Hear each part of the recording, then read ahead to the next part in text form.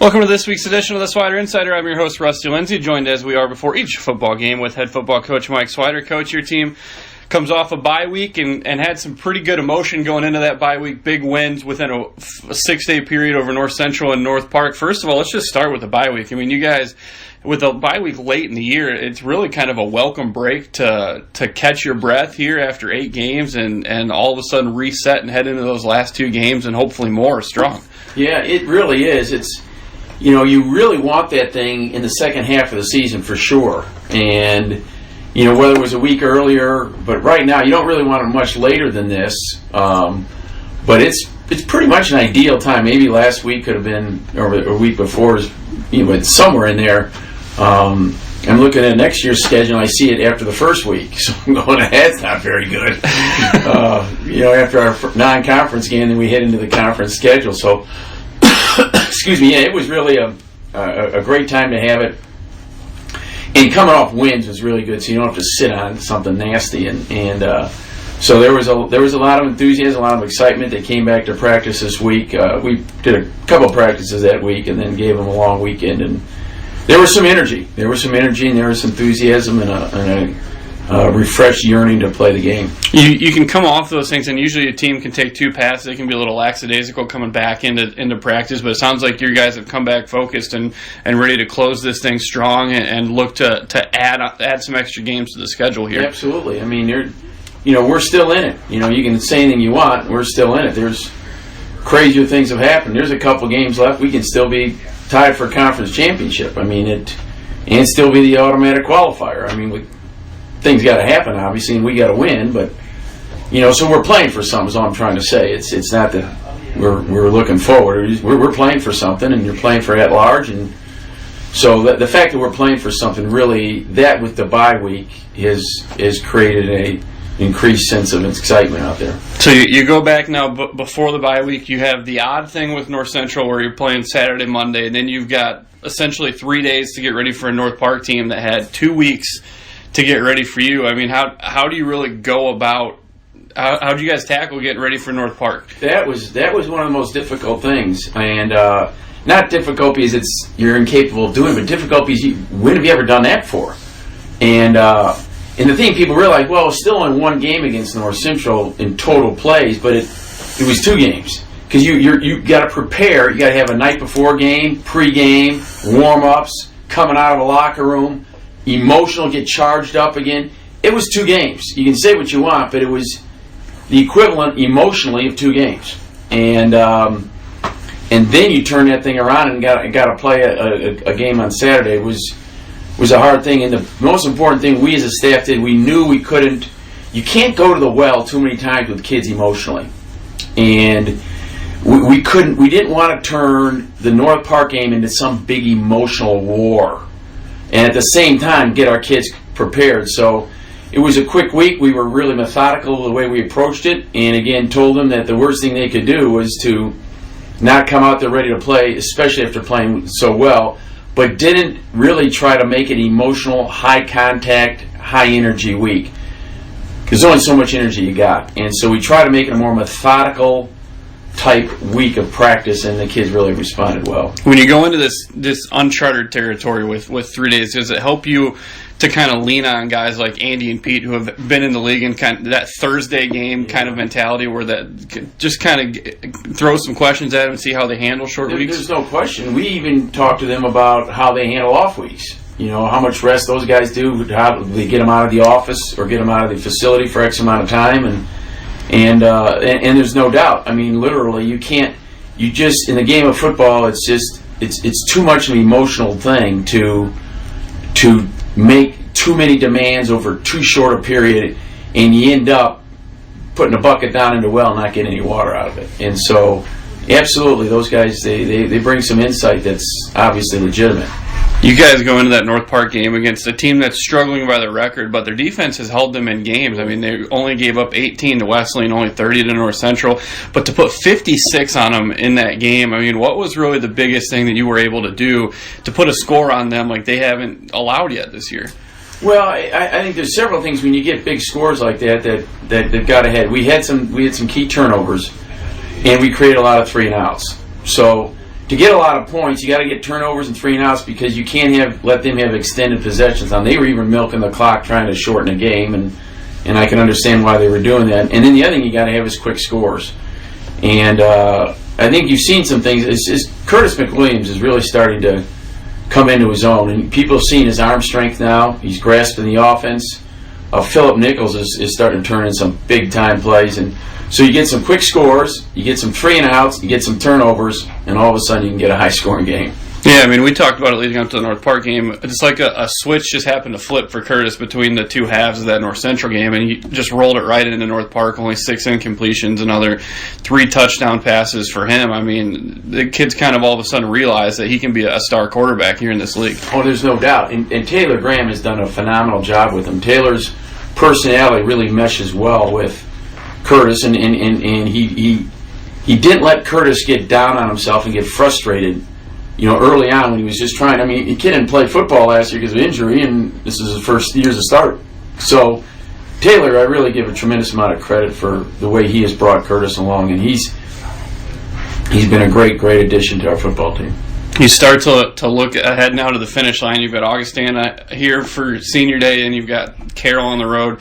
You look at an Augustana team now that it's seeing some depths in the program that I don't know that the program's ever seen. I mean, we just look 10 years ago with the way those games used to go, and it's just a totally different scenario in Rock Island now. Yeah, it's hard to understand. Well, first of all, it shows you it can happen. I mean, it keeps you humble because, anybody who says it can't happen, really, it can happen, and it can happen overnight, and it can happen quickly.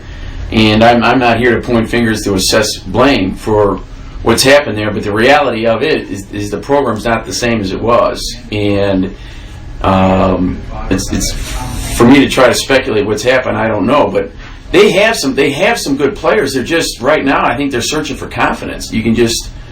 They're searching for something that's going to give them some confidence, and they've had some close games, and they've been in some games, but when you don't win, it's just hard to maintain some sort of level of confidence. Well, talking to a couple people throughout the week, it seems a little bit like Wheaton taking that next step into the upper echelon here in Division III. North Central's program making the same ascent. That Augustana is not really drawing from the suburbs the way they used to. That those players are choosing to stay here, and those DVC kids are staying at North Central or going down to Bloomington instead of Rock Island. That seems to be maybe a big issue. Absolutely, and it's what happens is kids, a lot of kids, they just want to go to winning programs, and once you're not at that winning program, then goofy things start to happen. Winning's important. If you're going to maintain something, tradition, winning's important, and it's a whole lot harder to get it than it is to lose it, man. You can lose it in a hurry. Yeah, you look at this Augustana team, though, like you mentioned, they've had opportunities. They set themselves up to beat Milliken at home. A personal foul and a missed field goal cost them that game. They had opportunities to win last week against North Park, lost late by a field goal. So this is a team that's been there. When you look at Augustana when they have the ball, the biggest thing seems to be quarterback play. They're going with the freshman this week. What do you see from Alec Jacobs, the freshman? Athlete, really good athlete. He can run. The kid can run. He's bold. He can make you miss. He wants the ball. They want him with the ball in his hands, and he's the guy. I mean, we got to take the ball out of his hand. We got to make that kid hand the ball off. We do not want the ball when he drops back to pass. We want him to throw it. We don't want him running around. We just don't want the ball in his hand. So we got to get the ball out of his hand. He is the key to their offense. There's no question about it. Got to get the ball out of his hand. Do you kind of go back a couple years, look at how you defend Sam Frasco in that offense and what his ability, skill set, and how that transfers here to the young kid? Very similar on multiple levels. They're throwing the ball is not an asset. I shouldn't say it's not one of their strengths. They can't throw the ball. Trust me. I mean, I'm not. But anybody with any kind of eyesight is going to say that kid is Frasco kid. He can run the football, man. And Frasco even got some NFL attention as a defensive back type kid because of his ability to run. And this kid is very similar to that.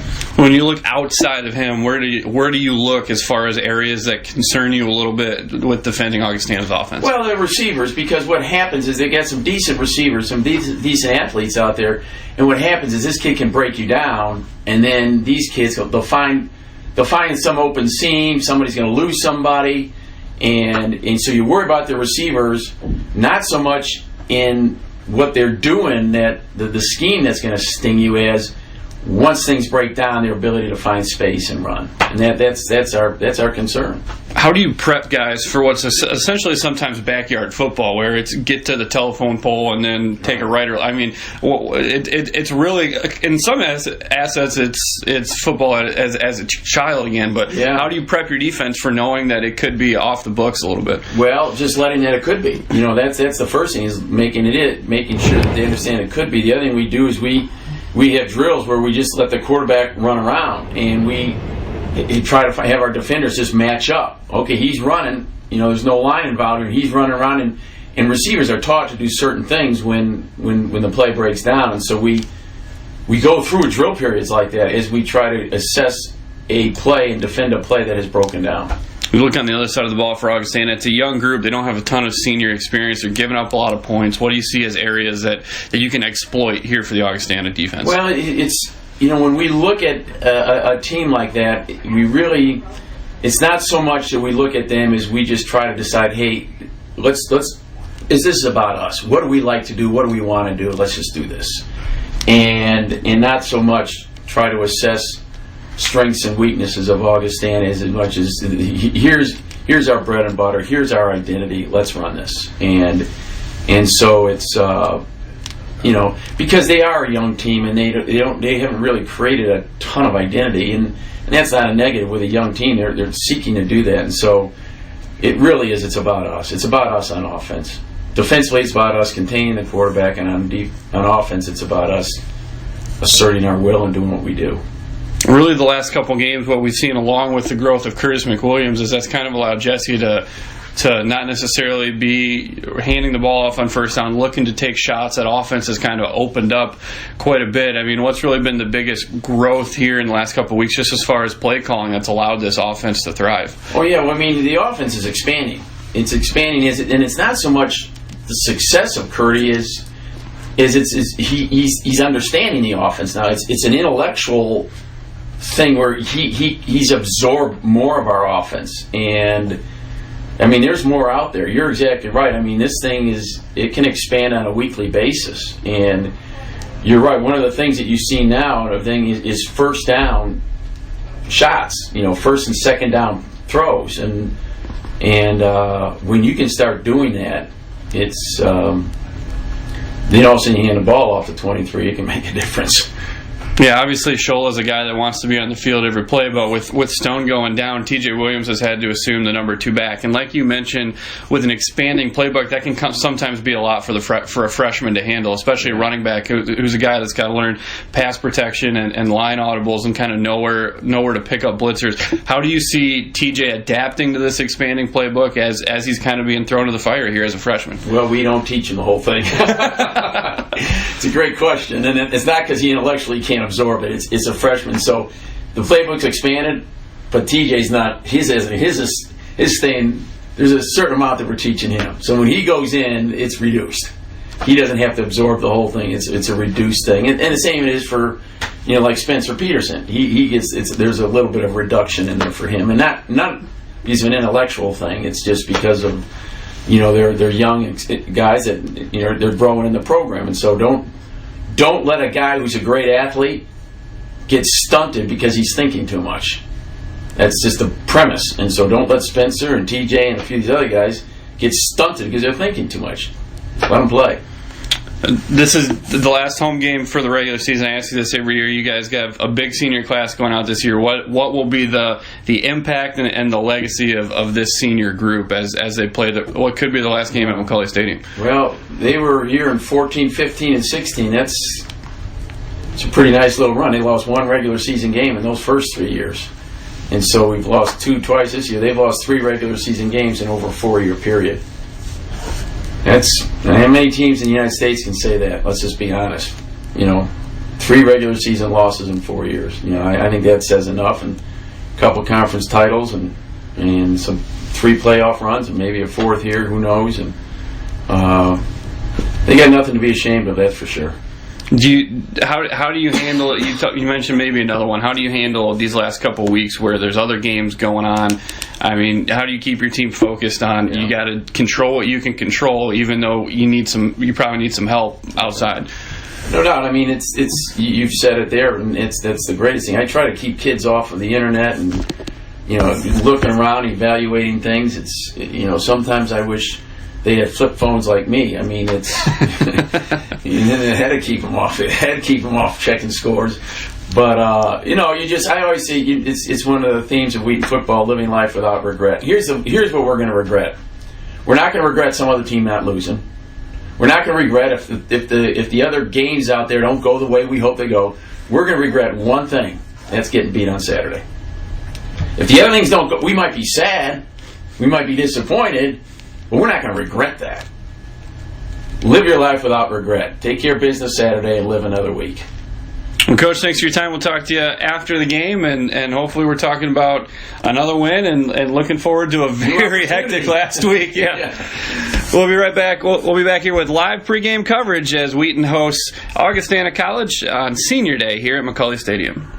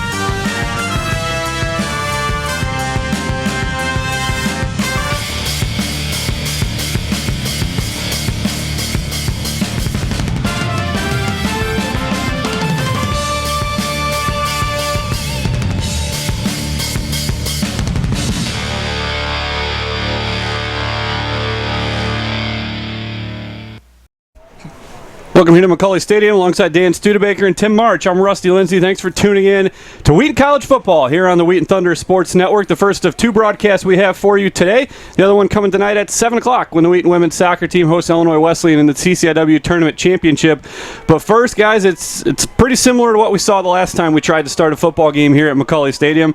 It's cold, it's rainy, but we're going to be able to play through it this time, even though we weren't last time, as Wheaton plays host to Augustana, who via the bye week will have their last game of the season here this week. They come in with a record of 1-8. Wheaton comes off their bye week last week, coming in with a record of 6-2.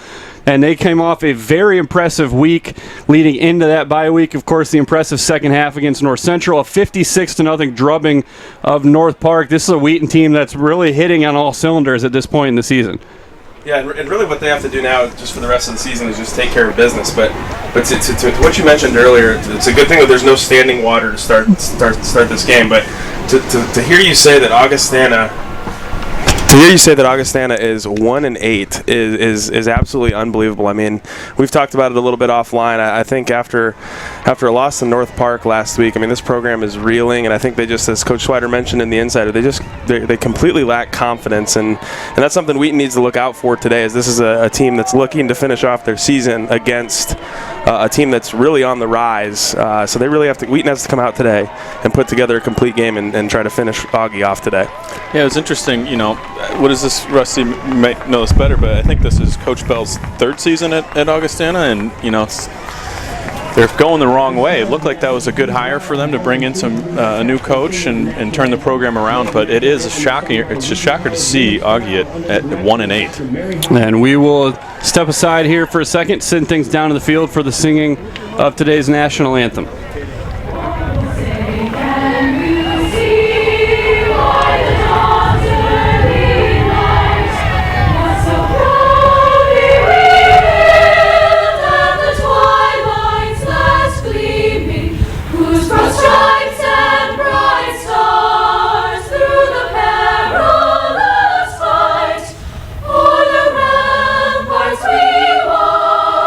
We're so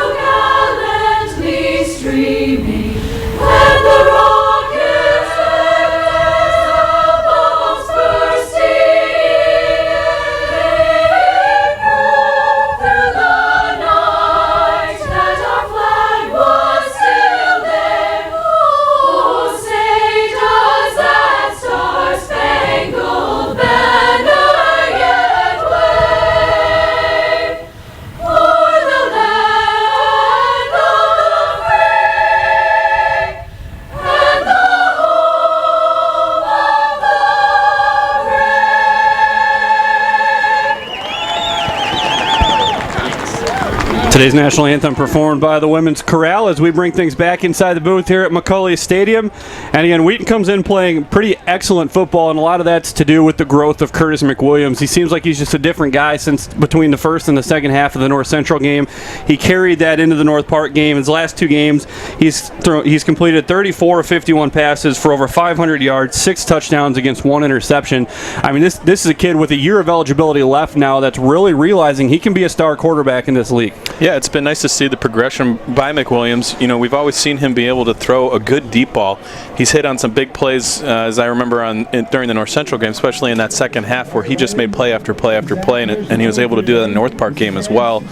But I think it also lines up well with Wheaton just being a lot more physical up front as well, and being able to run the ball effectively and protect McWilliams. And he stayed in the pocket and made some good throws. It's an encouragement to see him really progress throughout this season. Yeah, a good deal of credit goes to Coach Taylor Graham and his ability to keep McWilliams on track and keep him positive. This is a guy that's been in the program for 4 years, coming off a completely off year last year for having an injury. But I think one thing to notice too is that Chase White is back.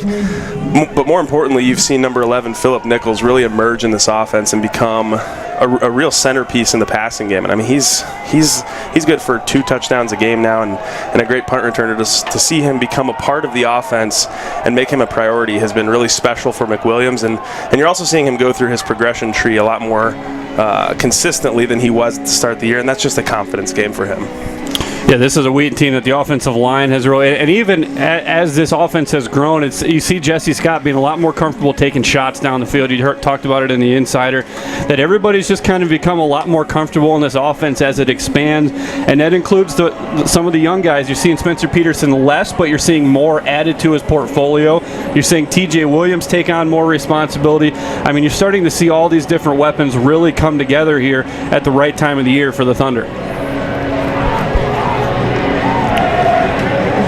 As we are inside, a minute left before the kickoff here, Wheaton coming out of their team huddle. You look at this Augustana team. This is a team that has a recent quarterback change. They're going to go with the freshman under center, and it's going to be a lot to ask of him. It's going to be a lot to ask of this Wheaton defense. This is a quarterback that has some shake to him, that can make tacklers miss. They're going to look to keep the ball in his hands a lot, like you heard Coach Swider talk about. Very similar in a lot of ways to the problems that Sam Frasco presents to a defense.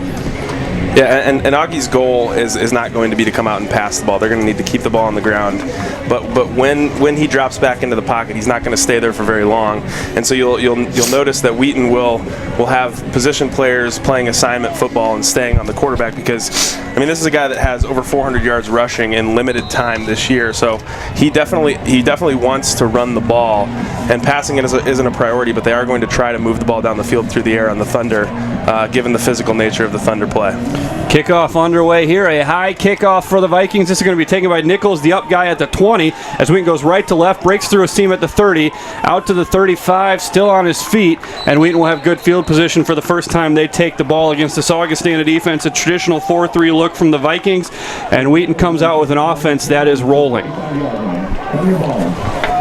And that was the tale of the tape last week with North Park. As you look at that game, and obviously it was a 56-0 game, but Wheaton had 1, maybe 2 drives that started on their half of the field, and good field position to start this game with only 65 yards to go here, starting at the 34-yard line.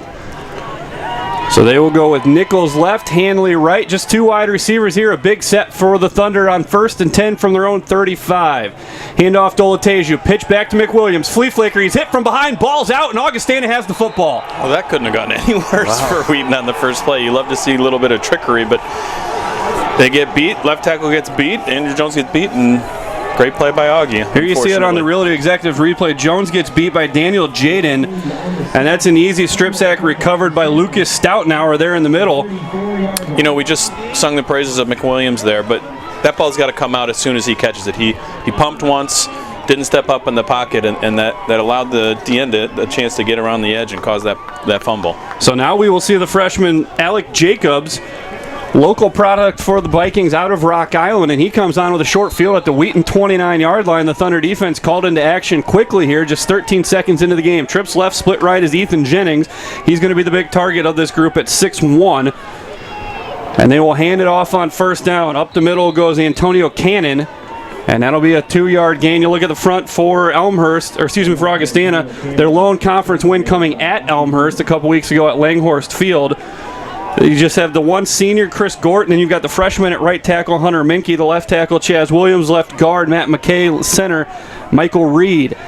That was actually Bobby Jaros there on the carry, and he will set up right of the quarterback Jacobs here on second down. Jacobs sits in the pocket. He's looking to his right, trying to throw the corner, and it's broken up by Nick Blazik. An outstanding ball play there against the tight end Danny Oliger, and quickly it's third down here for the Augustana offense. And really surprising to see right out of the gate that Augie's kind of in a hurry-up offense and not huddling up, but they're very likely trying to take advantage of the momentum swing there on a big turnover in the first play of the half, but likely you'll see Augie trying to eat up clock as the game goes on because Wheaton can score so quickly, and Augie's had so much trouble scoring this year. Trips to the left, they will roll the pocket that way. Great cut block on the edge. He's trying to stay in the pocket. Now he will scramble and be pushed out of bounds far shy of the first down marker. But again, you're a 1-8 team, your last week of the year. Look for Augustana to maybe roll the dice, even though they're quickly going to come out with the special teams unit here. Yeah, that is a bit surprising. I do like the play call by Augie to move the pocket. They went trips to the field with a tight end on the backside and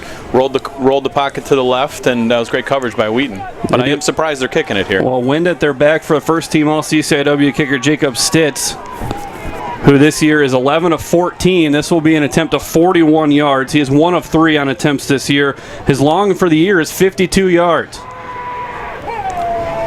Good high snap, put down, kick is away, plenty of distance, and that kick is true for the senior out of Manuka High School teammate of Andrew Jones. So the Wheaton defense does its job and will hold them to a field goal, and Augustana with the first lead here at McCulley Stadium, 3-0. Nice job by the defense. That's really all you can ask for, is to bow up and give up a field goal in that situation. So hopefully the offense can get back on track. It's kind of an unfortunate first play out of the bye week. The big game within the CCIW comes down the road in Naperville, where the Carthage Redmen invade Benedetti Worley Stadium to take on North Central. Other conference games, Elmhurst and Milliken, Carroll and North Park. And North Park already out to a 6-0 lead in that game. We're watching several other games from around the region after looking at the first initial regional rankings. A big one going on right now with DePaul with a small lead over 0-8 Kenyon, as Kenyon takes the ball back in the final minute of play. 37-32 the score in that game. Heidelberg and Baldwin Wallace will be another big one that we'll keep an eye on in the OAC. So Wheaton offense is going to get another shot at this after they fumbled away the opening drive, as this ball will be popped up again. They want to avoid the deep guys, and this one will take a bounce, picked up by Carter Roberts, who just powers ahead to about the 30-yard line. Again, Augustana seems to not want to give these guys a full head of steam because Wheaton's return has been very good with Nichols and Roberts deep. And something to note quickly here as the second drive for Wheaton starts here is that Shola has his spat removed from his right cleat, which means TJ Williams steps into the game now. That's something to note, as this is an Augustana team that gives up 165 yards rushing on the ground through the game. So I look for Jesse Scott, the offensive coordinator for Wheaton, to really commit to the running game now, but that could be problematic now with the freshman in the backfield. 1st and 10 from their own 28. Did show quick hit and pitch out to the freshman Williams. Williams slow plays up the sideline. There he goes. And Williams is off to the races. Yeah. It's a foot race, and no one will catch TJ Williams.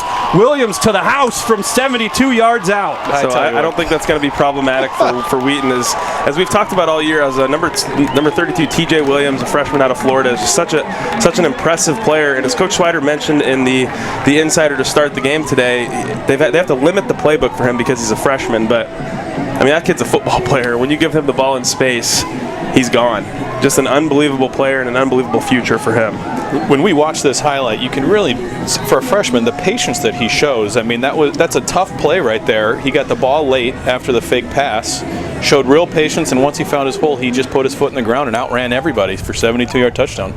As here comes the extra point from Stefan Kinner, earlier this week named to the Fred Mitchell Award watch list, given to the nation's top kicker. Bad snap, and Sandy's going to roll out to his right, looking for help. He's got a man.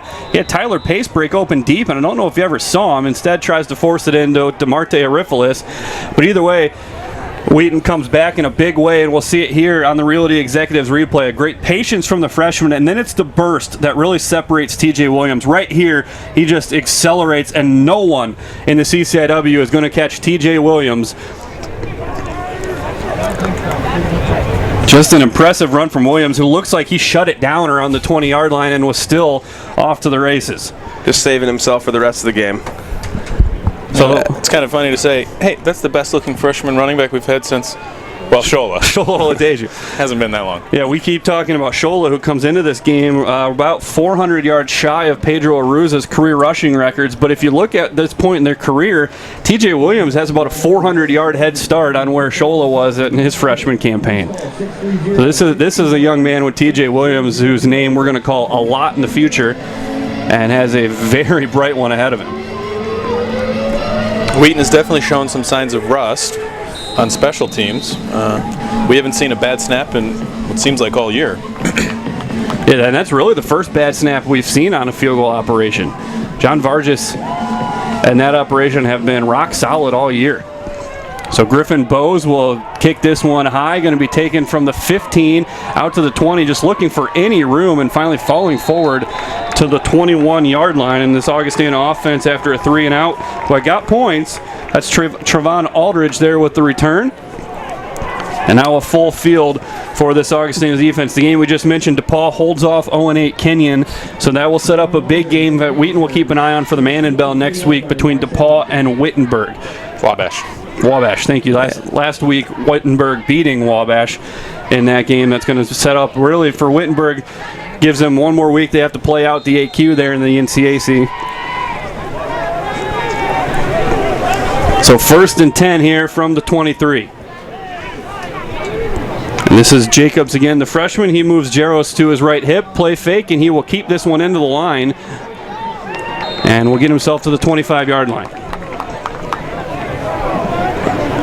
It's so problematic when you have an offense that is really centered around a mobile quarterback. When you have defensive ends who are as good as Wheaton's are, they really do a good job of making sure the quarterback gets free if he does in the middle, and those physical defensive linemen for Wheaton will just gobble that up and give up 2 yards at a time. Gain of 2 there, 2nd and 8. Jacob stands in the pocket, flushed out by McCrae, chasing him from behind. Here comes Greenlee going down the sideline and too high for Ethan Jennings. And again, Augustana facing 3rd down here. And for Jacobs, he's a kid that played against North Central last week, so he's probably pretty familiar with getting chased out of the pocket when he does. And that was not a game that the offense had much success against North Central, only really getting 2 points. There are only 2 points coming from the safety in that game. So far on 5 plays, Dallas McCrae has been in the backfield for 3 of them. I mean, they're having a tough time blocking him, and as soon as the quarterback's planting his back foot, it's almost as if he's got to get out of the way. Trips left, low snap. Jacobs just going to try to keep it, nowhere to go. Pat O'Connell grabs him around the waist and doesn't let him go. And that'll be, I think he's probably going to turn that into a rush, but a loss of 2 nonetheless, loss of 3, and another 3-and-out, and that'll bring on Alec Bryan, the freshman punter for the Vikings. And they just seem to be taking advantage of the middle of the line for Augustana. Wheaton has a pair of very talented defensive tackles, but they seem to be really picking on the senior Chris Gort and the center Michael Reed. Well, it's just such a game changer when you can bring 3 guys on the defensive line and create pressure as they did there with Greenlee and Dallas McCrae in the center. I mean, you don't even have to bring pressure, and they're putting the quarterback down. Colleen almost got to the mesh point here. This is Nichols on return from the 40, ducks 1 tackle, nowhere to go.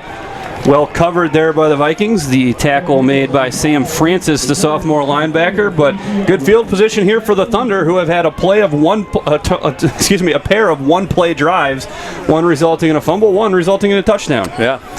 You know, as a Wheaton fan, the punt return is one of my favorite plays for Wheaton right now. It is so fun to watch Philip Nichols back there. I don't think we've seen him let a ball drop or give up field position, and he's always a threat to take to the house. Let's see if they go deep at him right here. North Central, an early touchdown in that game against Carthage, 41-yard pass from Rudder to Brunig. The Cardinals could essentially lock up the CCIW with a win over Carthage. Obviously would need to win next week, but Carthage really the biggest remaining hurdle on the schedule. They would finish the season next week at Elmhurst. Pace motions to the right now, comes back to and goes into the flat. Play fake off Olateju, delivered to Pace. Pass is caught, but a great tackle made on the spot. Nowhere to go for Pace after the catch. That's a very generous spot at the 44-yard line. It's an interesting. We haven't seen a lot of the plays here. All three plays: first the flea flicker, and then the toss to Williams, and then that screen to the tight end. Those are three plays we really haven't seen yet this year. A lot of quick hitters. That coming out of a double tight set. That time they used Zach Lindquist, their main tight end, as the lead blocker for Pace. So 2nd and 7 here for McWilliams. Time against 4, delivers over the middle to Chase White. Almost intercepted. Through the hands of White into the gut of the freshman Zach Stewart, who wasn't expecting it, and he dropped it. So 3rd and 7 here for the Thunder. 3rd down and 7. Look at the starters for this Augustana Viking defense. Up top, you've got 2 sophomores and 2 seniors. Daniel Jaden, Keegan North. The sophomores, Lucas Stoutnauer and Grant Burke. The seniors, linebackers, Casson Wolf, Trevon Aldridge, and Sam Francis. The corners, we just mentioned the freshman Stewart, along with Dario Ingardona. And the safeties, Devin Haxby and John Eschini. 3rd and 7 from the 45 as Nichols motions down. He goes over the middle. McWilliams delivers complete to Zach Lindquist as he takes a hit after the throw, but Wheaton's got a first down into Augustana territory, and they will give him the 37-yard line. That was a nice read by McWilliams, but it was he had pretty much everybody open. Nichols was open right over the middle, but that was a nice job by Lindquist to run a quick out and get to the sticks and have a little yard after catch as well. One thing we haven't seen a big focus of this offense has been Wheaton's talented tight ends. They have 3 really good ones, so it's nice to see both Pace and Lindquist get involved in the offense here in the early going. As Hanley motions to the slot, and we've got a flag.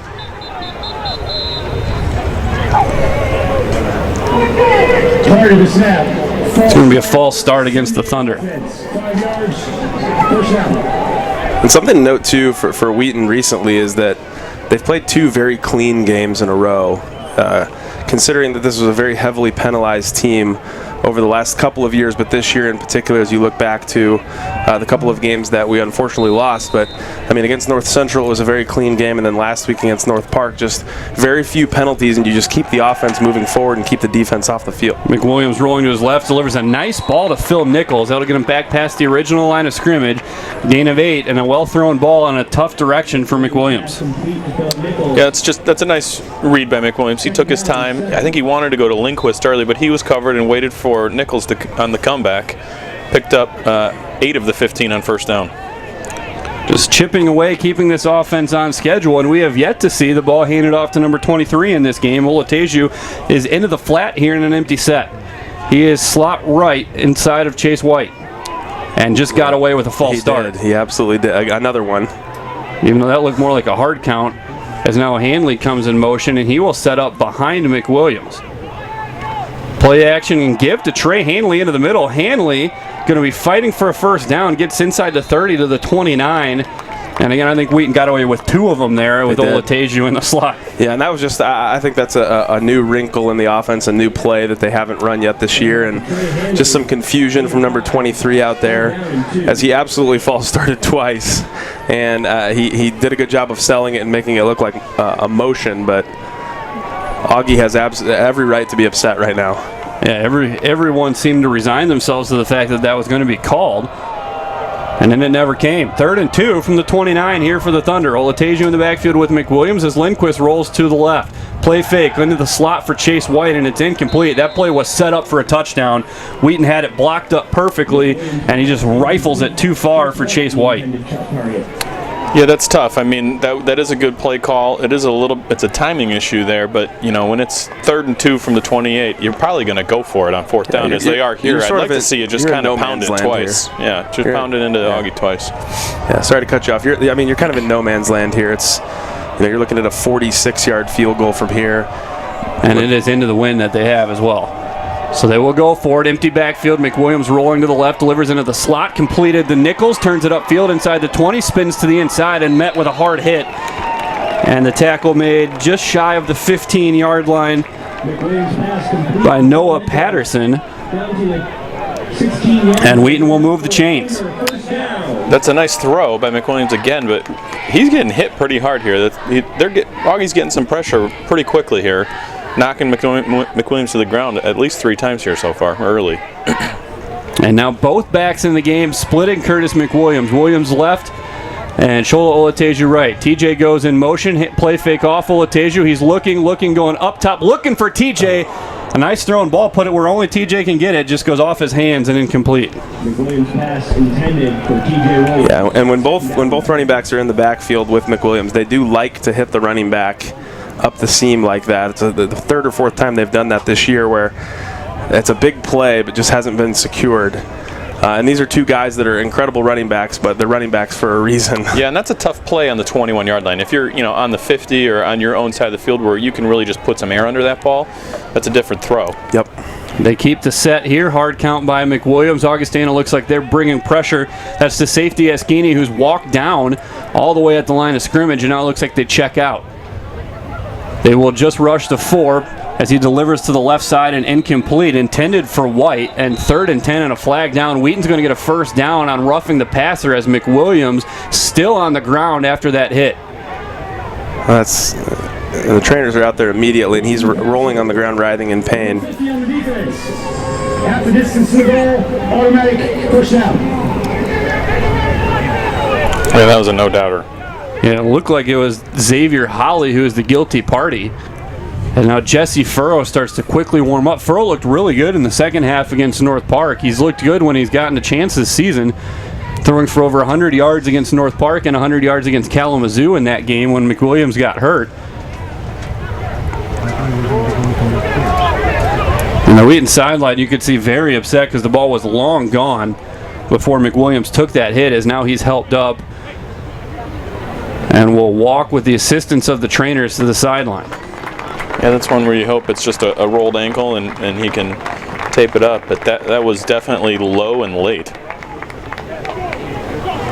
And Furrow's going to come into a situation here where they're going to probably ask him to have the ball in his hands on 3rd and it was a 3rd down, excuse me, at 1st and goal now after the penalty. You just hate to see that with McWilliams. He's really been stepping up and coming into his own. He definitely looks like he's in pain here. And it seems like each step leads him to walk a little bit better, but the trainer's still going to guide him to the bench there on the Wheaton sideline. It'll be 1st and goal from the 8 after the penalty as Jesse Furrow into the game for the first time. The junior out of Cedar Rapids, Iowa. He goes under center. Stretch Olateju to the right side. Looks to bounce. Cuts it up. Bouncing outside. And a nice tackle made from the inside before he could break free. That'll be a gain of 2 there on 1st and 8. Yeah, and to your point, Rusty, this is a situation where Augie gets to pin their ears back a little bit, because when a quarterback who hasn't played a whole lot this year and is younger and is inexperienced, you're really going to try to put the ball into 23's hands and get you home here.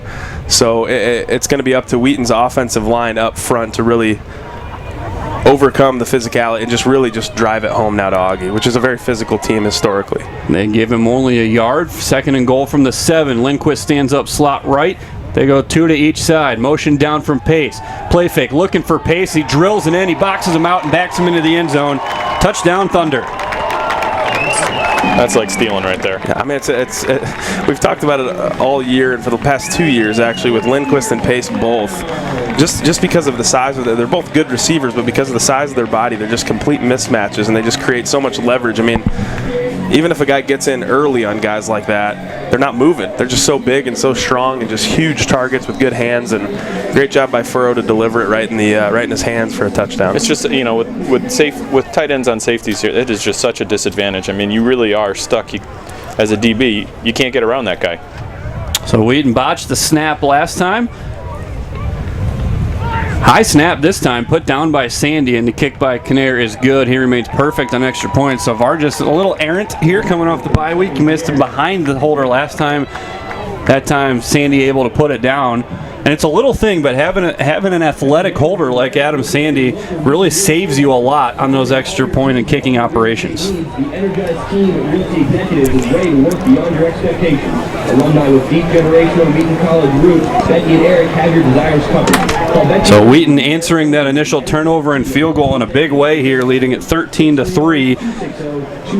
And it's a quick 13 points for the Thunder after the Vikings put the first 3 on the board.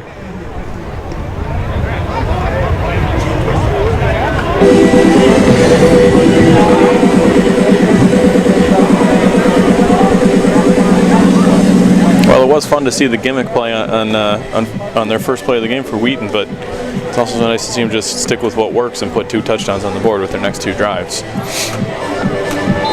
And what works has really been what hasn't been the backbone of the offense. Olateju just with the 1 carry so far today, but the offense clearly clicking on all cylinders here.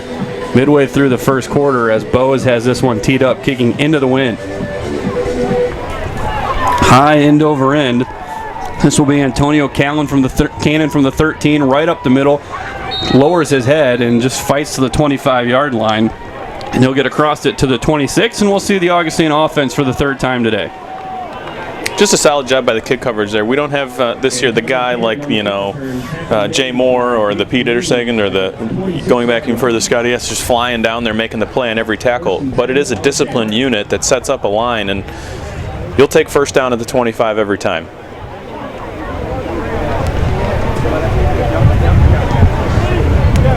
So they'll take over from the 26, and they will continue to stick with Alec Jacobs. Motion comes across the field from Ryan Hennessy, setting up trips left here. 1st and 10 for the Vikings. And Jacobs will roll to his left, pursued by Hoover, going up top, and almost an impressive catch by Hennessy. Skying with the right hand, couldn't quite bring it in. And that's what you heard Coach Swider talk about in the Insider. He's a good athlete, but throwing isn't necessarily his strength. I mean, it ended up being a really good throw, but a very dangerous throw right there as it floats up there, and the receiver almost makes the catch. But anytime you float a ball like that up into coverage, I mean, it's anybody's ball, but especially when a wide receiver goes up and tips it up like that, it becomes troublesome. 2nd and 10, Jacobs on the keeper, and he's not going to get away from Chase Greenlee, who brings him down back at the 20 for a big loss for Greenlee. Now 15 and a half tackles for loss, just a sack and a half away from tying Andy Studebaker for 2nd on the all-time sack list. Well, if you're watching that play right there, Greenlee, I mean, that quarterback is reading Greenlee, and he thought he was going on dive, and as soon as Greenlee saw that ball be pulled, he changed directions and made a great play in the open field on a tackle. I mean, I've been talking with my brother about him all season, and he speaks very highly of Greenlee and says he's a better player than he ever was at Wheaton. He just isn't as big and isn't as fast as he was. And that's high praise for a guy who gets to the quarterback seemingly every game. 3rd and 15, Jacob pushed out of the pocket, pursued by Stevenson, just going to loft it up and shy of Hennessy. And another 3 and out for this Augustana offense that has now gone negative into the total yardage for today. But again, Wheaton seemingly getting to the quarterback at will, and that's going to cause big problems for any quarterback, let alone the freshman Jacob, just getting his 2nd start of the season. Now, they did bring in the extra DB on that play, but one thing that we don't talk about all that often is that when you have Corey Kennedy at outside linebacker, you're basically playing nickel every play, and you're able to stop the run with 4 and maybe your 2 inside linebackers. You're just at such an advantage defensively when you can play with an extra man in coverage all game. I mean, anywhere else in the country, he's probably a DB. Yeah. But because he's so athletic, and that says nothing about Wheaton's defense except he's just the versatility of a kid like that. He can play linebacker and play DB as well as anyone in the country. Nichols over the shoulder catch at the 38, brings it back to the end to the near side. They've got blocking, patient return, flag comes out, and he will be brought down across the 45 or the 46, but that's going to be a block in the back. And again, when you've got an athletic returner, a shifty returner like Nichols, where you don't always know where he's going to be, that can put your blockers in peril of that exact flag, and Wheaton will be backed up 10 yards here before they start their drive. On this special team, especially on punt return, this is one where you get a lot of underclassmen or junior second string guys that are trying to make a play. You don't want to fault the guy for working hard, but we've seen a lot of penalties on punt return where guys just at the last second they're making a block in the back, or it's not because they're not trying, it's just a little bit of undiscipline trying to make a play. Well, and really it speaks more to Nichols and his ability to just keep plays alive. I mean, there's a lot of times on special teams where you think a play's behind you. You think the play's over, and all of a sudden he's coming back at you, and it's like, well, I got to keep on my block, and anytime you keep on a block for too long, you're probably gonna end up with hands inside, or hands getting outside and being flagged for a hold. The report from the sideline is that McWilliams rolled his ankle, and they've got the shoe off and iced up, so you'd have to assume he's done for the game. Anytime you bring on the ice that early, just assume that that's not going to be an operation where he's coming back. So Furrow hands off on the hesitation to Olateju, cutting up, and Olateju with a big gain on 1st down. Strong running by the senior. Gets him 8 yards, and so Jesse Furrow is going to be the guy. And now Wheaton, we talked about with Jesse this week, he wanted to pick the tempo up. And you're going to see them quickly to the line with the no-huddle offense with Furrow now as Nichols, Hanley moving to the right side. Chase White moves to the left. They flip the formation, twins right, and the split left as White works against the freshman Stewart. 2nd and 2 from the 38, 6 minutes left, first quarter. Play fake across the middle behind Nichols and incomplete. That's just a simple RPO there for Furrow there, where he was reading that linebacker. As soon as that linebacker committed, he pulled the ball and threw it to Nichols on the quick slant. Fortunately, it was a little bit behind him. And Furrow's an athletic kid, probably has a little more what you would call wiggle to him than McWilliams does, and that he gets would prefer to get out of the pocket more than Kurt would. This season, he's been good through the air, completing 78% of his passes, but a lot of those have come against backups. As he come out on the quick out, Nichols has the catch and run afterwards, sticks his foot in the ground, spinning across midfield into Augustana territory to the Vikings' 48-yard line. Well, and Furrow's one of those guys, he was very much in the quarterback competition to start the season. I mean, it came down to the very last day before the season started for him to essentially, quote unquote, lose the job to McWilliams, the senior. And so Furrow's a guy that's, it's very unfortunate to see a guy like McWilliams going down who's a senior who's played as well as anybody has. But I mean, he's ready for the job. Next guy up. What a shift by Olateju there to break himself free to the 40. Another 8-yard run, and now Wheaton with this quick tempo trying to tire out the Vikings, and now Olateju getting involved. Back-to-back 8-yard runs. It's just a great job. We've really seen Wheaton do a great job of Hibben's done a great job pulling since he's been a starter. That's a nice pull block on the cut. Oh, ball. And ball is out on the exchange. Olateju looks like he covered it up. But Wheaton going to be backed up here for 3rd and 7. See it here on the Realty Executives replay. I mean, to your point, Tim, with Hibben, being a guy who's had to step in as a sophomore, and that's such a difficult play to have to snap the ball and pull. A play made famous by Nick Biggie. But I mean, that's a very difficult play, and one that he's gotten better and better and better at every single week. And that's a play historically for Wheaton that's been very, very, very good. And very effective at cutting whoever he's assigned to block.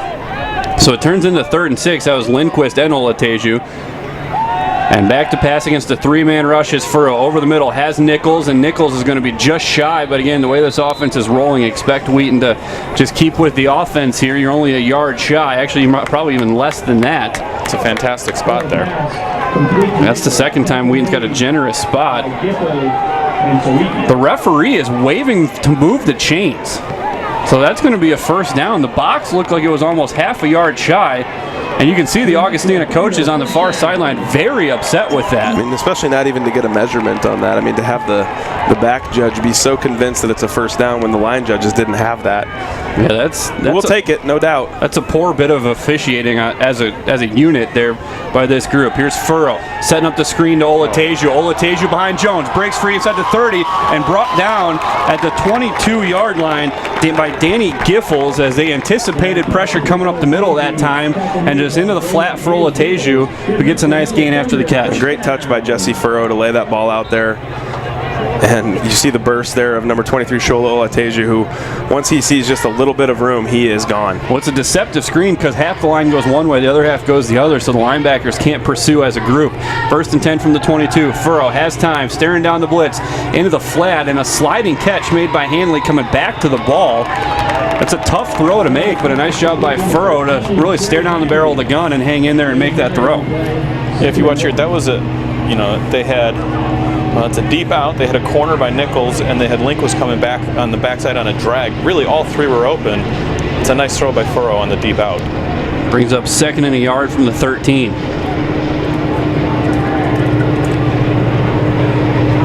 TJ Williams in the backfield. He will play fake off of him, looking for Hanley, and Hanley was locked up with the defensive back and never saw the ball there. Yeah, Hanley thought he was blocking on that play. He didn't think that ball was coming to him from the beginning.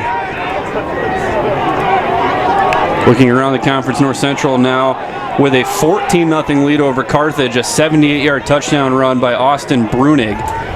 Brunig's accounted for both touchdowns, and it is not in Carthage's best interest to be playing from behind the way their offense is structured. So that's a great start for North Central, about the same point of the game as we are here. And now it's Spencer Peterson in the game for the first time, and they go jumbo set. It's the first time we've really seen this look since the Illinois Wesleyan game. 3rd and a yard. Peterson on the power right up the middle, and he goes nowhere. Augustana ready for that one. They've done a nice job diversifying the Peterson portfolio the last couple weeks, but that's pretty predictable if you're the Viking defense. Good job by Augustana though there. I mean, that play right there is just we're going to line up our biggest and best against yours, and we're coming after you. And Augie did a good job of stepping up and tackling him for a short gain, and now here we are at 4th down, but going forward again. Yeah, I definitely don't mind the call on 3rd down, and I agree with the play call to go for it on 4th down. Augie's done nothing offensively. So it is 4th and yard. They go back to their normal offensive set. They're showing pressure off the edges. Olateju in the backfield with Furrow. Furrow takes the snap against the blitz. Quick inside-out route, and he just threw it short for Chase White, and it's a turnover on downs. It was open. Just not a strong throw from Furrow, and White couldn't corral it. And Augustana takes over from their own 13.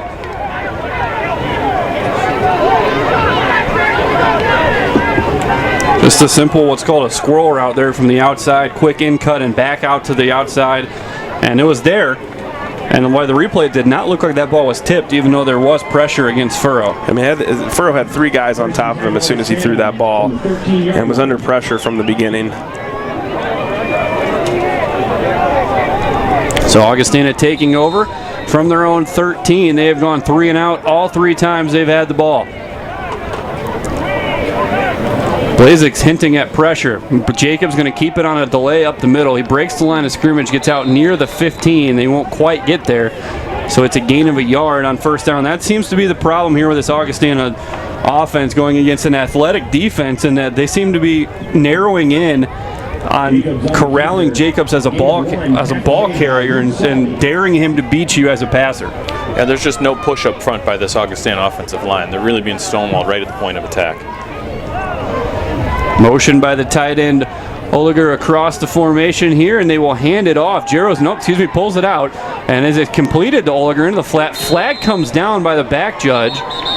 This feels like a sideline warning from where he is on the field. Well, and where the flag ended up, 4 yards off of the white. Pass complete to Danny Oliger. Yeah, it's going to be a sideline warning. Sideline warning on the Wheaton bench. It's interesting to have that flag come out in the middle of a play. Typically, that's a dead ball when and a warning. But Tim, to your point, and this is an offensive line that is very young up front with only one senior, the guard number 57, Chris Gort, with 3 freshmen, 3 sophomores, and a freshman.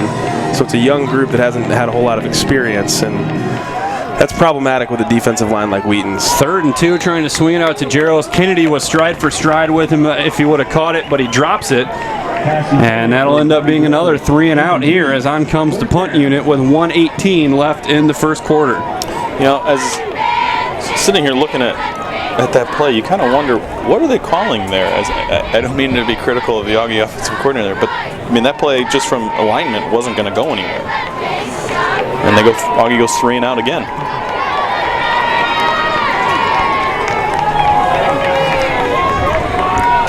This is actually the kicker, Stitz, who has done the punting duties, even though Alex Bryan, the freshman, is listed as the starter on the 2 deep.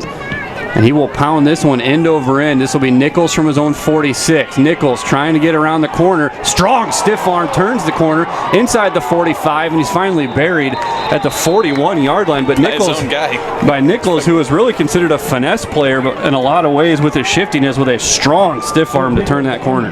I've said this to you, Rusty, but when I watch Philip Nichols return punts, he reminds me so much of Brad Musso. I agree. And that was there were highlights of Brad Musso stiff arming guys to the ground. They're spitting images of each other. Well, and this is a guy who got significant playing time last year, but he came into this season, and I think he looks remarkably different as a sophomore than he did as a freshman. And he's just one of those guys like Musso was, where if you don't bring everything you got, he'll knock you down. I mean, he surprising strength, explosive player, super quick, just a good football player. Yep. That was a sophomore wide receiver, Brett Lane, who got sent to the ground as Olateju takes the carry up the middle, spun back at the line of scrimmage, and he will end up with a 1-yard gain. That takes a lot of strength from number 99, Lucas Stoutenauer, at 6'3", 280 pounds, to just be able to grab the jersey of Shola and just pull him backwards with one arm. Just stopped his momentum and dragged him to the ground. Ends up being a very small gain after Olateju looked like he was going to burst through the initial hole there. So 2nd and 9 on what could be the last play of the first quarter from the Augustana 42. Play fake off Olateju as Furrow rolls to his left and too high for Hanley. So it'll bring up 3rd and 9 here with 20 seconds left in the first quarter. It's a great job there by the safety to take away that first read and then get out and underneath the outside out cut and make that a tough throw for Furrow, especially as a right-handed quarterback rolling to your left. That's a tough throw, and the ball sailed a little bit on Furrow. Well, Wheaton doing a lot of rolling to the left with right-handed quarterbacks is something you don't see a lot because it's a tougher throw for them to get their upper body turned and really deliver accurately. And just a 3-man rush again from the Vikings. Furrow with time, steps up, pump fakes, rolling to his left, and now he's going to tuck it and run, and he's brought down by a high and low tackle at the 41-yard line. I think if he would have stayed patient, Nichols did a nice job working into the window around the 30-yard line. Would have been open for a first down, but instead, Furrow tucks it and gets what he can, and that will bring the first quarter to a close. You know, it's a nice job by the Augie defense to step up and after a nice punt return to bow up and get a punt. This Augie defense has definitely shown some activity. They've been bringing pressure. They've been getting to the quarterback, and they're the reason that Augie's still in this game. The Augie offense hasn't been able to do anything on their first 4 drives. Quick look around the conference. North Park 10-0 over Carroll. Milliken 14-0 over Elmhurst. North Central 14-0 over Carthage. Other games to watch around the country. Heidelberg leading Baldwin Wallace 3-0 at halftime. And Whitewater and Platteville are scoreless in the second quarter. That would be a big one as another 2-loss WIAC team. You'd like to see these WIAC teams with 2 losses take that 3rd loss. And Whitewater, after the slow start to the year, starting the year 1-3, now getting themselves rolling 5-3 overall and looking to take down the Pioneers, who fell to lacrosse last week. And Dan's got to look at the first quarter stats. In the first quarter, Augie had 12 plays for 6 total yards of offense to Wheaton's 27 for 181 yards.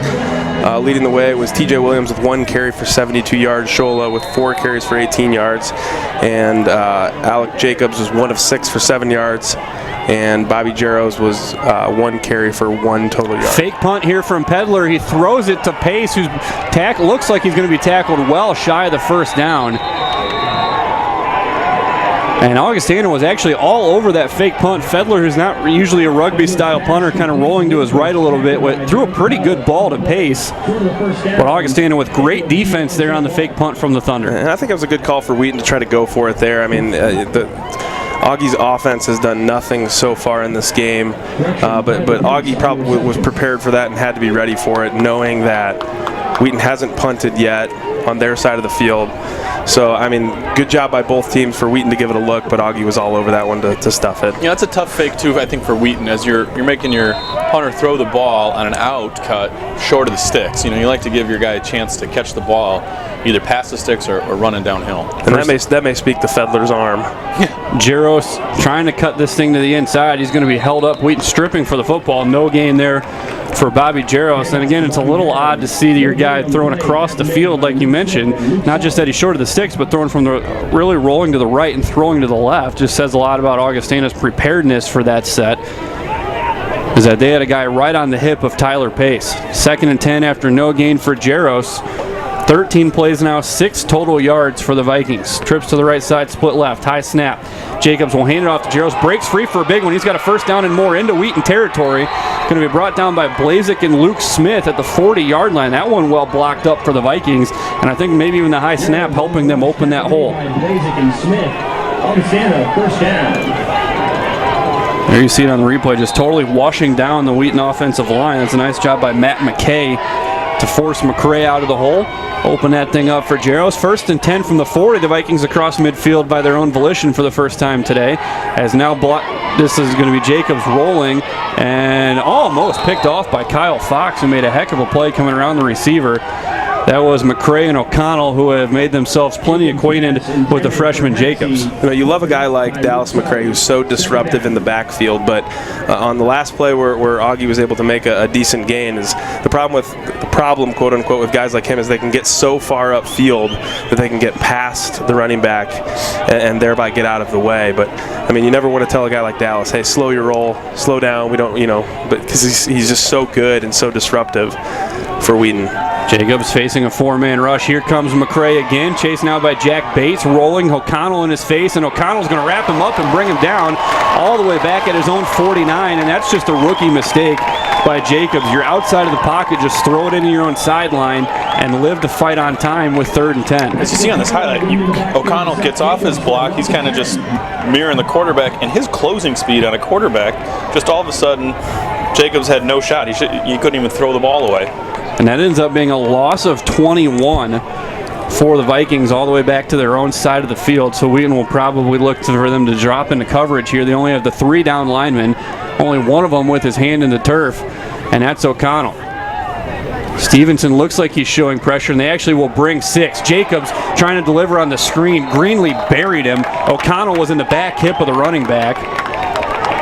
And that'll bring on the punt unit again for the Vikings. I mean, Greenlee's a guy who he is on the quarterback all the time, but at 6'5", 272 pounds, Chaz Williams is just going to have a tough time with him, just not having the experience that it takes to be successful in this league against an elite pass rusher like Chase Greenlee is. And I mean, on a screenplay designed to get rid of the ball rather quickly, Greenlee still almost came away with the sack on that. Yeah, Williams made the interesting decision to pass off Greenlee and pick up the blitzing Herber on the outside instead, opening up Greenlee to the quarterback.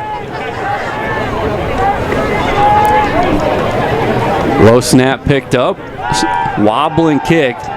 Sandy calls for the fair catch and makes it at the 24-yard line, and a late flag comes in where Noah Frazier was locked up against Kyle Connor, and we'll see what this flag, another one coming in as well. Kyle Connor ended up on the ground somehow, and I think they may just get him for holding here on Noah Frazier. It's never good behind a play. Personal foul is the call. Personal foul, number 45 on the return team. And it goes against Frazier. Number 45 on the return team. Half the distance from the end of the kick. It's 45. And it looks like they got Frazier for two personal fouls there. Personal fouls, yeah.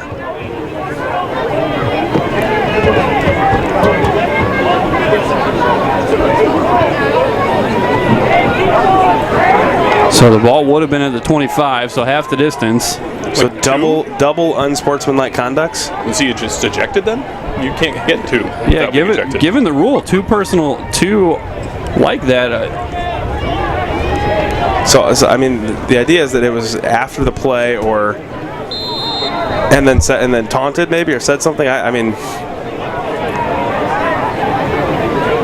Yeah, unless only one's accepted, so maybe it's only 1 against him right now. So 1st and 10 back at their own 13. Furrow looking to the left, delivering into the flat for Hanley, completed, turning back upfield across the 15, and Wheaton seems pretty happy to air this thing out, even though they're able to really get whatever they want on the ground against this Augustana defense. I think that's a little bit of just taking what the defense is giving you, and when you have confidence that your quarterback can get the ball out quickly to the flat, that's as good as a run. You're picking up 4 yards. It's 2-on-2 out there.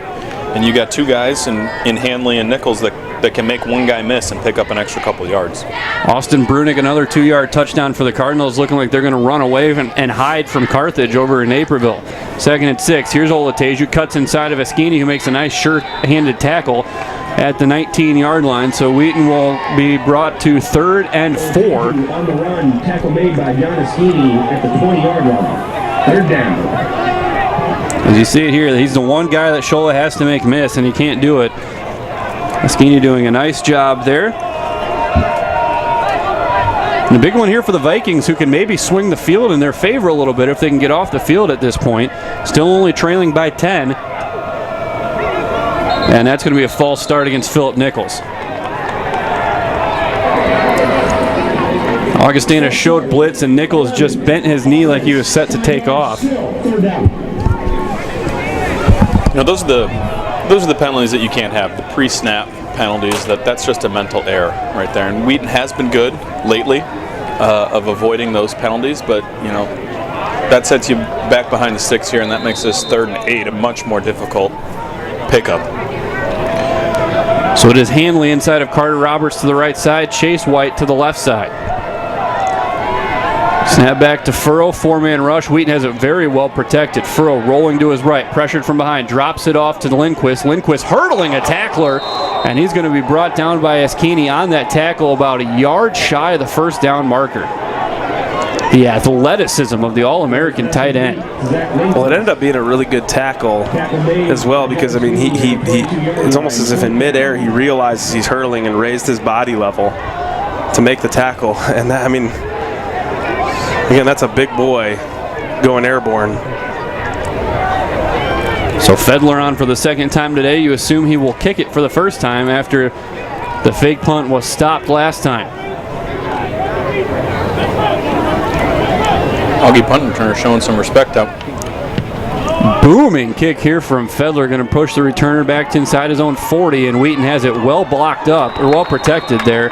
That's Colleen and Herber there for the tackle, and you might be able to give the Augustana blocker the credit for finishing that tackle. That's about a 42-yard punt with a 0-yard return. That's a nice job by the punt unit. Herber first, Colleen second, and then Trayvon Aldridge ultimately might get credit for the tackle for the Vikings. We've been saying Herber and Colleen's name a lot this year on special teams, and again we continue to mention these are guys that will very, very obviously be players in the next couple of years here, but just good on them to continue to just take pride in the special teams unit and get down there and make plays. Well, I think that shows the depth of Wheaton, where those two guys on the special teams are really starting caliber players. Absolutely. In a lot of programs, and you're throwing them out there fresh on special teams. 1st and 10 here. Give to Jaros, bouncing, looking for room, and can't find any of it. Brought down at the line of scrimmage.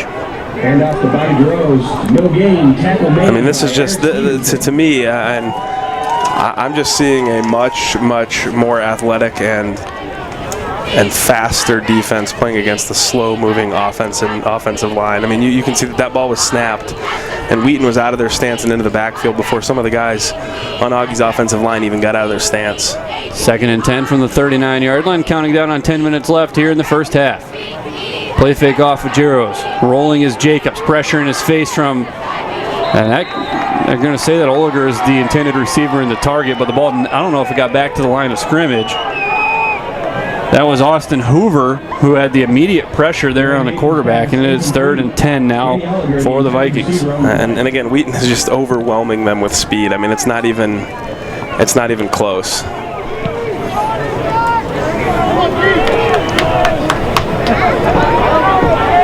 So again, Wheaton sticks in their base defense here on 3rd and long. And why wouldn't you with the success you've had?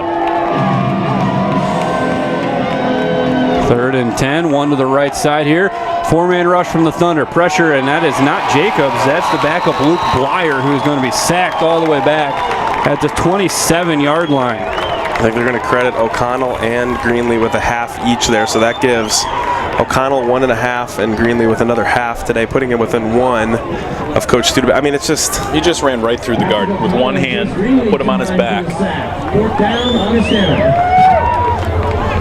And we'll wait to see what the official credit is for that, Dan, but by looking at the replay, it does look like that should be a half and half. And again, the punt unit for the Vikings punting with the wind at their back here. The Vikings look like they're expecting pressure, condensing that front line. This is not a great kick. Sandy's going to be, had a chance, and just lets it die. So Wheaton's going to start on their own side of the field. Yeah, they give half a sack each there to O'Connell and Greenlee. So Greenlee's now with 29 total career sacks, within just one shy now of tying Andy Studebaker for 2nd on the career list with 30. And he's going to have to have a heck of a of the last 7 quarters of regular season football or a playoff run to catch Jeff Pelletz, who is well ahead of both of them with 37 career sacks. That's crazy to think about in 4 years as a player to have 37 sacks, average almost 10 a season. Pitch to Olateju to the right side. Shola breaks 3 down the sideline inside the 40 and shoved out of bounds. Inside the 35 to the 32-yard line. Second time we've seen that play. Second time it's gone for a big gainer. Fun to watch Shola finish that run. Not just go out of bounds, but try to run someone over. It's almost like he seeks contact out right here. Like a lot of running backs would just take their medicine and fly out of bounds, but he wants to hit. He wants to put somebody down. John Capel, the safety, ends up pushing him out of bounds. 1st and 10 at the 33 of the Vikings. Furrow, well protected, delivering to Lindquist, and Lindquist fights off 1 tackle and rolls forward to the 28-yard line.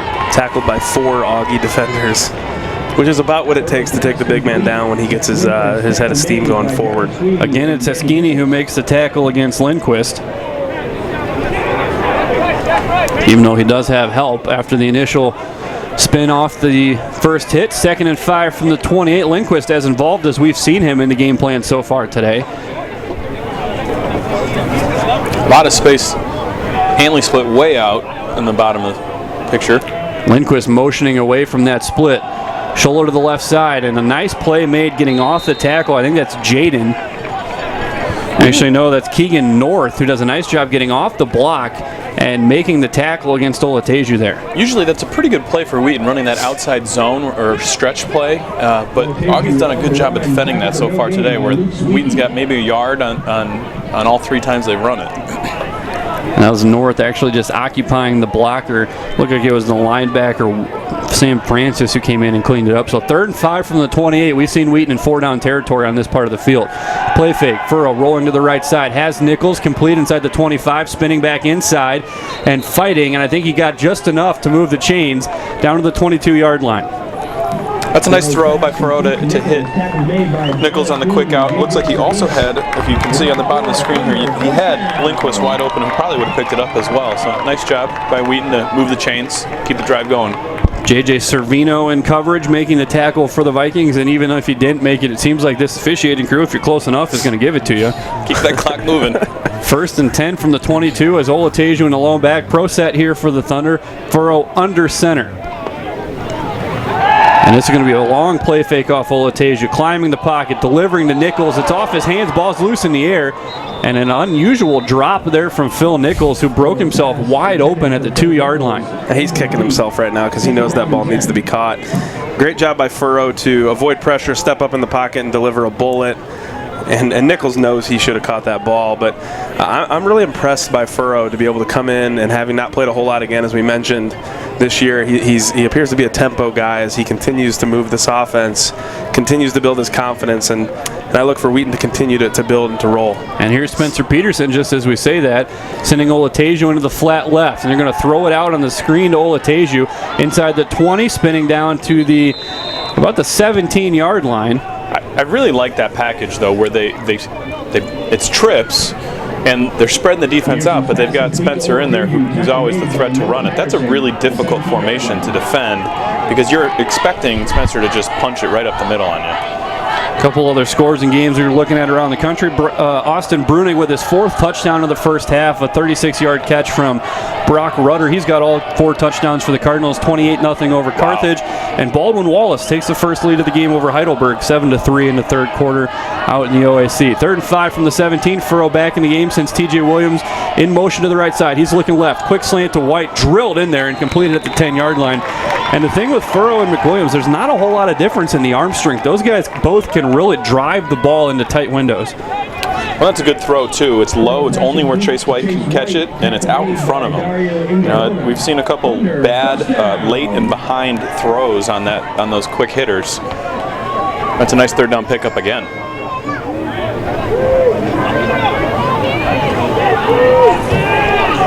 First and 10 at the 10, and it'll end up being essentially 1st and goal as it's just the box there. Quick pitch to the outside for Olateju, fumbled it, and now turns his head forward. It didn't look like he quite brought it in cleanly, and if he did, I think there was room to run, but the bobble really allowed the Viking defense time to recover.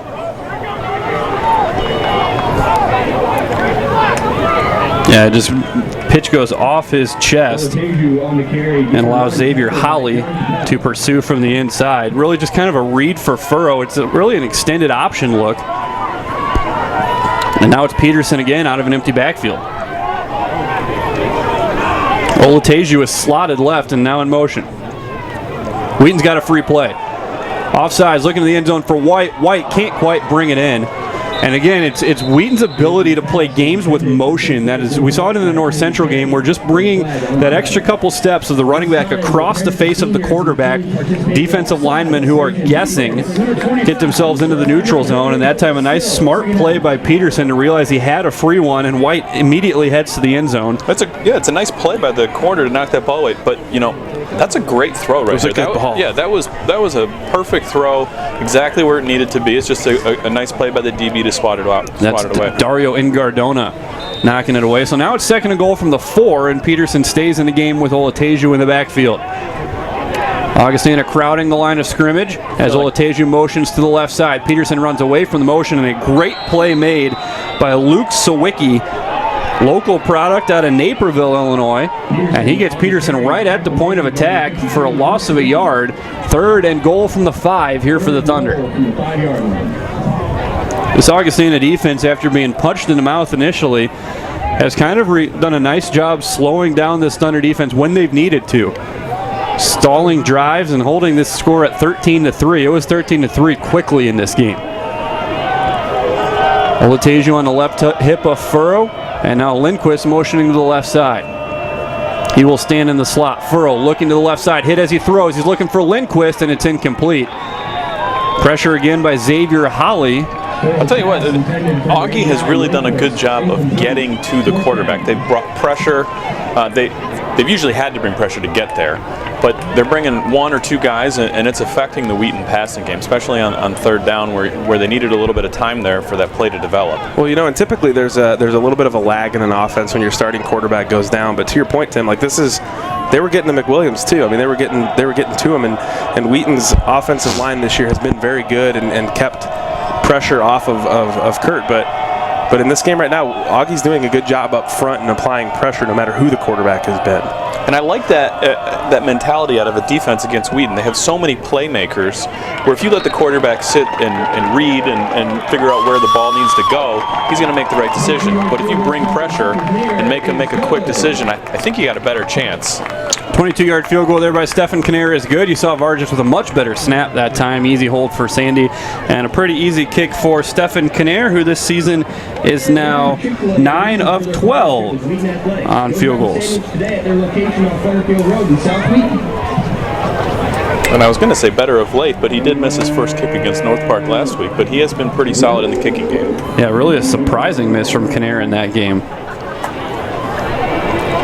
So 4:10 left. Wheaton and Augustana both with 3 timeouts. So really look for the defense if they can get a chance to save some time and get their offense back on the field. I think Wheaton knows they don't like to do it, but optically Wheaton needs to look to score as much as they can. I mean, it's a little thing, but when you're fighting for playoff spots and at-large bids, just being able to roll on a team and put up aggressive-looking scores can sometimes sway enough to get you moved up just at one spot. Yeah, go ahead. Especially when you're playing a team like Augie, who's 1-8, and a team like Carroll, who has they had 2-win team this year. I mean, they just don't help your strength of schedule, and actually they hurt Wheaton to play in the last 2 weeks of the year. So when you play teams like this, you really have to. And in the past, as we talked about last week at North Park, once the game is well in hand, Swider has been very much of the mind that you just slow down.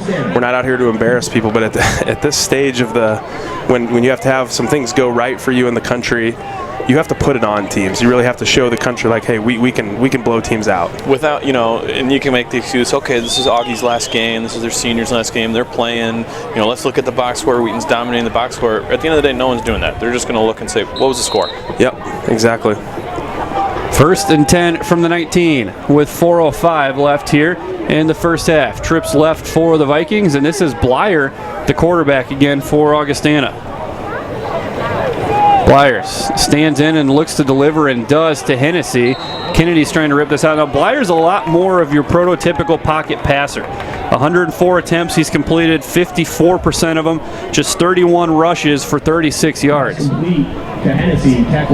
So he's a junior out of Springfield, Illinois, 6'2". So he's a much taller target as he hands off to Jaros here looking for a window. Finds a small one getting up to the 25-yard line, but it'll be 3rd and 5. Nice job by Jaros. He's done a good job of finding what little room there is. He was patient there, made McCray miss, and there's just nowhere to go there. I mean, that's good to get back to the line of scrimmage. The D tackles have played so well, O'Connell, McCray, that we're really not even talking about Stevenson, who's a very good middle linebacker. The play doesn't even get to him hardly ever.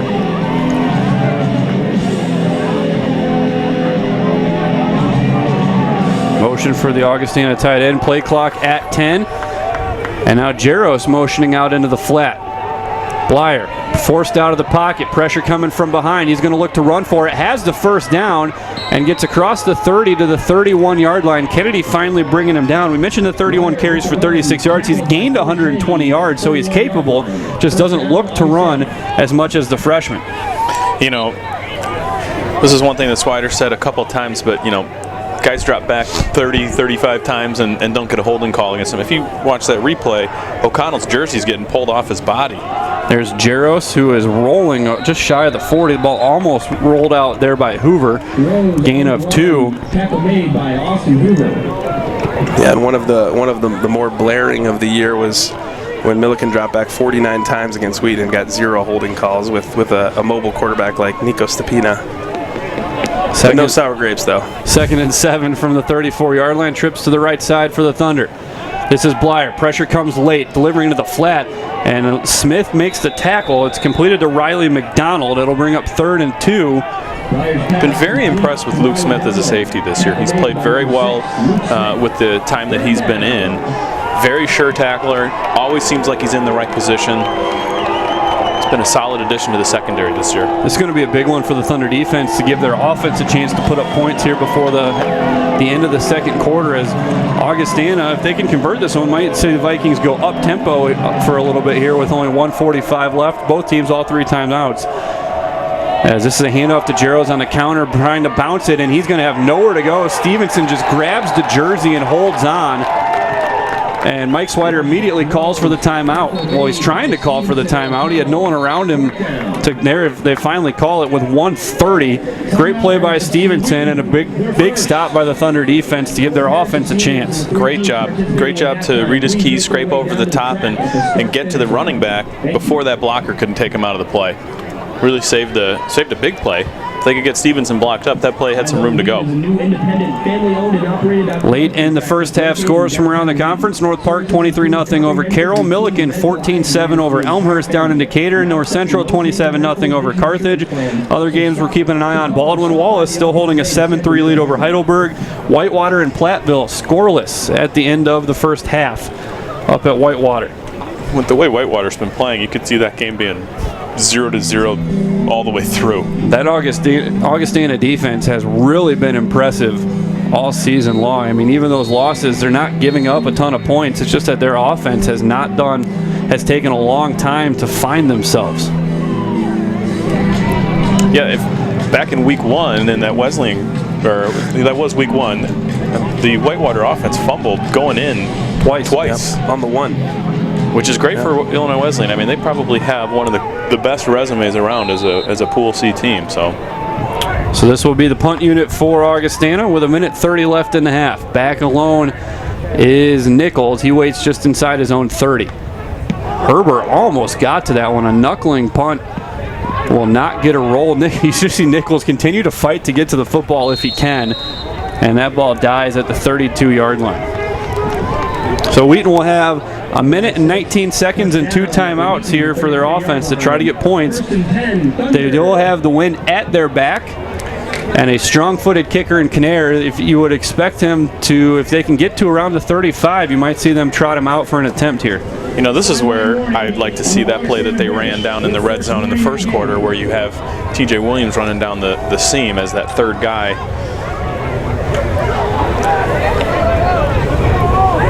I also like right here on your first play to do something with Lindquist on the backside. He's probably going to be matched up in single coverage on a corner, Zach Stewart.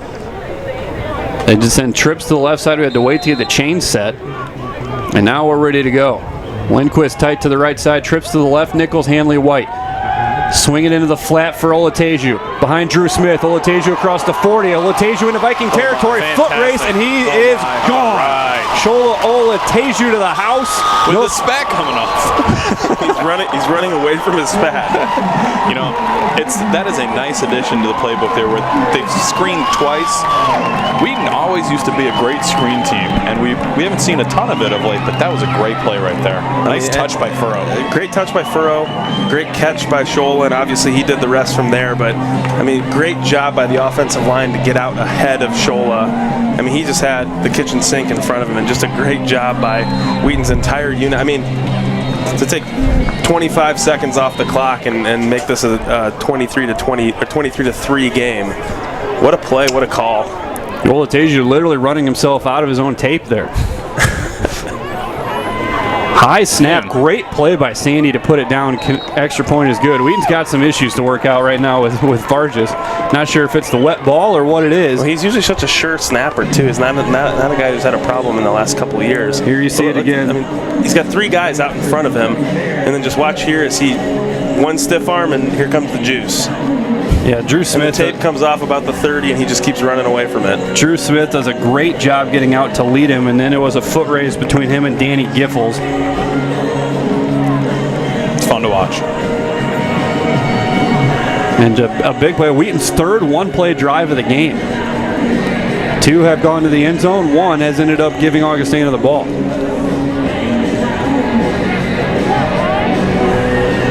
Well, you got to think Augie getting the ball coming out of the second half is just going to return this kickoff and probably either take a knee or run a couple dive plays and get out of here and regroup. Yeah, this has not been a very fruitful, obviously, other than scoring the first 3 points of the game off the turnover for the Vikings. It's been all downhill since. Vikings have run 26 plays for 25 yards. Not good. Meanwhile, they've given up 42 plays for 305. Bose pounds this one high end over end. This is going to be Aldridge from his own end zone, and he's going to back this thing up. That's wow. Yeah, that's okay. The momentum carried him in. Very close. Yeah, you hate to leave an objective play like that up to the official. You see, he catches it. Looks like he catches it out of the end zone, but momentum bringing him in. Kicks off, touchback. First and 10, Augustana. So they'll take over from their own 25, and again, you really expect them to probably just take this to the halftime break.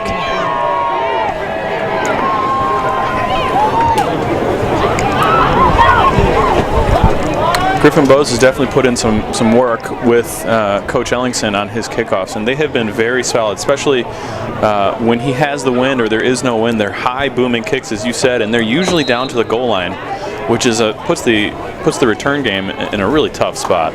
And they will just hand this thing off to Jaros, who bounces across the line of scrimmage. He will get a yard or 2. And Mike Swider's going to call timeout here. He sees the clock. He's done the math. They've got an opportunity to get the ball back. And again, this is what we talked about. You've got opportunities that you don't like to do it. I mean, Wheaton probably normally wouldn't, but you've got to give yourself opportunities to score as often as you can here. Yeah, this is unlike Mike Swider. Well, we haven't seen. I don't think I've ever seen him do this where, even if it's going to be close. I mean, if they run it here on second and third down, even calling a timeout, I'm not sure they're going to have much of the clock to run anything. By the math, you figure that play took 4 seconds. You give them 4 or 5 for the next one, another timeout. So they're going to get the ball back after the punt with around 10 seconds left. I mean, you assume that you either have a dangerous return man in Nichols with an opportunity to or you come after the punt, because Herbert's come close to the mesh point a couple of times on that punt. Or you've got a very strong-armed quarterback in Jesse Furrow with the wind at his back, and you just give your big targets an opportunity to make a catch on a Hail Mary. Sure. Well, and you don't just look at this one specific season and see a team that's down like Augie is, but there's no love lost between Wheaton College and Augustana College. I mean, these are teams that have beaten up on each other over the last 20 years. And when Wheaton needs to win convincingly, they're going to try to do that, especially against a team like Augie. Oh, this will hold off as Jaros breaks free, and he's inside the 40, and Fox and company will bring him down all the way back at the 20s, or at the Wheaton 20. So the timeout ends up hurting Wheaton. As this is going to be quickly to the line come the Vikings with a chance to score here at the end of the half. And why not? I mean, you're looking now instead of a 20, that's where the timeout could hurt. Instead of being 23-3, you need now to make sure you keep this a 3-score game instead of a 2-score game. That's Antonio Cannon, not Jaros, who breaks free for a big one there. 1st and 10 from the Wheaton 20. Blyer play fake, he's looking upfield. Delivering to the left side, and that is picked off in the end zone. All right. By Marcus, that's Luke Smith. Luke Smith. And look at this now as we talk about this is just what a weird way to end the first half. As you're talking about a timeout followed by a huge play. Now Wheaton's going to get the ball on the 20-yard line with more time than they would have perceivably had they run the clock all the way down after the math. So you've got 43 seconds left starting at your own 25-yard line. I mean, what do you call it? What do you call? That's a great job. That was the first time Wheaton didn't get pressure, and they get an interception. And that was an NFL interception as he got both feet down, needing only one in the college game. What a play. Yeah, Wheaton with one timeout, 43 seconds left. The success that they've had so far in the half, and I think you probably see them come out throwing. Remember, the clock stops on first downs. To be honest, I would run something quick again, try to get the ball in Scholl's hands again. I mean, they've struggled to pick up Scholl in the passing game.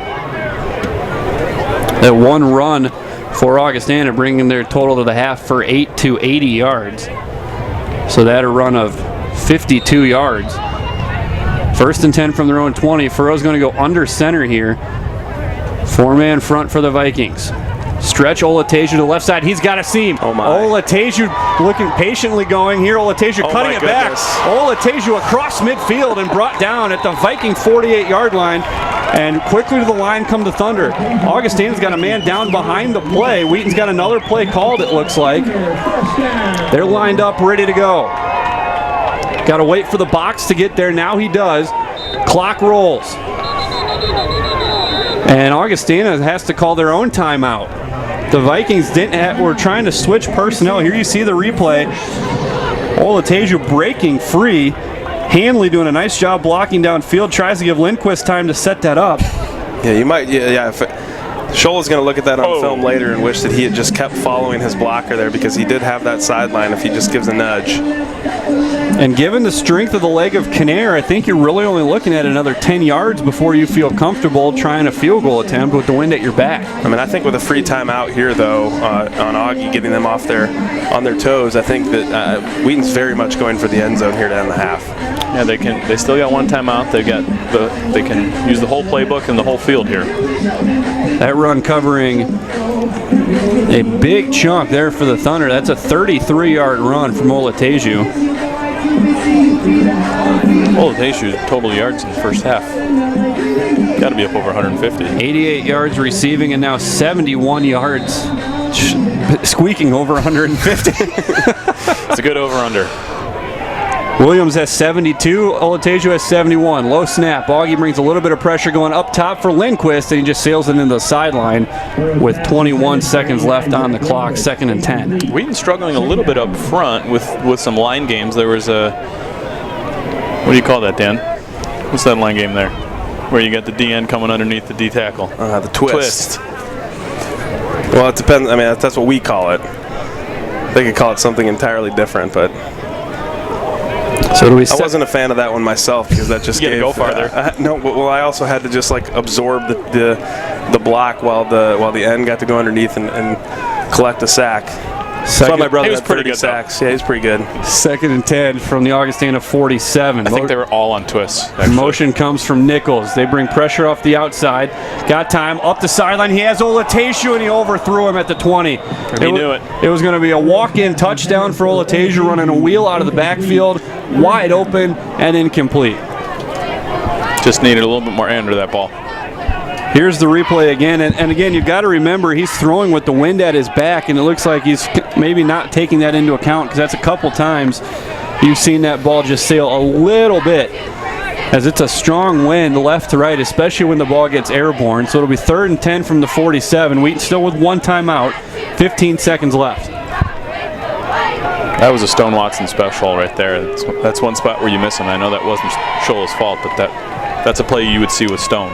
Trips to the right side, Olateju left. They're going to wheel him out again. Furrow delivers to Nichols, makes the catch, angling to the sideline. He's going to instead take the yardage, and he gets inside the 30 to the 29. I would spike it here. No, they're calling timeout. Yeah, I agree. Spike that, and maybe you get one more shot. Timeout. Wheaton, their 3rd and final. I still think you got one play on just a quick out, maybe get 5 more yards, 4 more yards. I will say with the wind, though, this is in Kinnear's range. Yeah, this from here is a 46-yard attempt. Kinnear's his longest make is 38 yards. They've attempted from this distance. He has the leg from this distance. But again, Tim, I think you're right. You spike that ball, gives you 7 seconds left, and you keep that timeout so that you have the whole field to work with on that one play you're going to try to run. Now Furrow has to be careful not to overextend the play here. Make sure that this ball either gets incompleted or that the catch is made. It's either for a first down or out of bounds, as you only have 8 seconds left. They're going to send Nichols and Hanley left. Lindquist and White, the 2 bigger targets on the field, are to the right side. Olateju in the backfield with McWilliams. I think they're going to try to put this one on a post towards the middle of the field, towards Lindquist. 4-man rush from the Vikings. Picked up. Furrow buying time. He's got Lindquist and throws it out of bounds. Incomplete with 2 seconds left. And here comes Stephen Kinnear. That's really an interesting call. I mean, it is probably a chip shot if you make that play, but there was no shot really at the end zone, and you threw it 25 yards downfield. So this will be a test for this field goal unit that has struggled with snaps so far today. The first extra point was unavailable because the snap was behind Sandy, and then they've had a couple of high ones. Again, this will be 46 yards from the right hash. It would be a career long for Stephen Kinnear. It would be a good way to go out on senior day for Kinnear to kick a 46-yard field goal here. Good snap, good hold, plenty of distance, and this is good for Stephen Kinnear. Good job. What a kick. With plenty of distance. Yeah, Kinnear had another 10 yards at least on that one. So Wheaton takes a 26-3 lead to the halftime break. A great job by the defense to set up the offense to take advantage, running the 2-minute drill there. And Wheaton will add to their lead here at the halftime break. We will step aside here at McCulley Stadium on Senior Day. We'll be back on the backside of the halftime break with a look at the first half stats and a look ahead to the second half. You're watching Wheaton Thunder football on WTSN.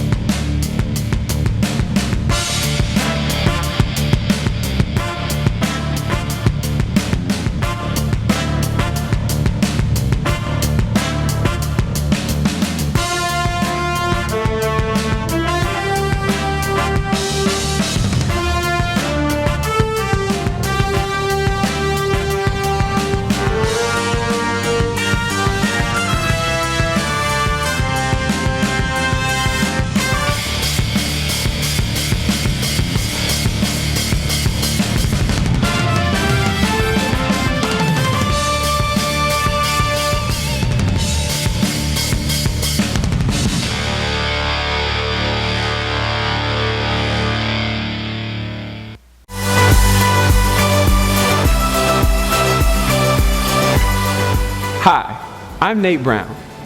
College will be one of the most transformational experiences in your life. My education in the context of a Christian community helped shape the way I live and engage the world around me.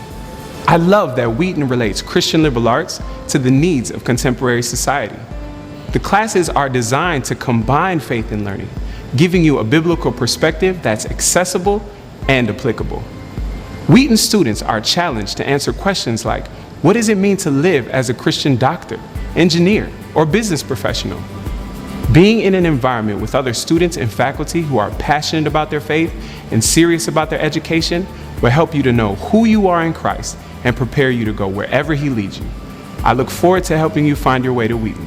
Talk to you soon.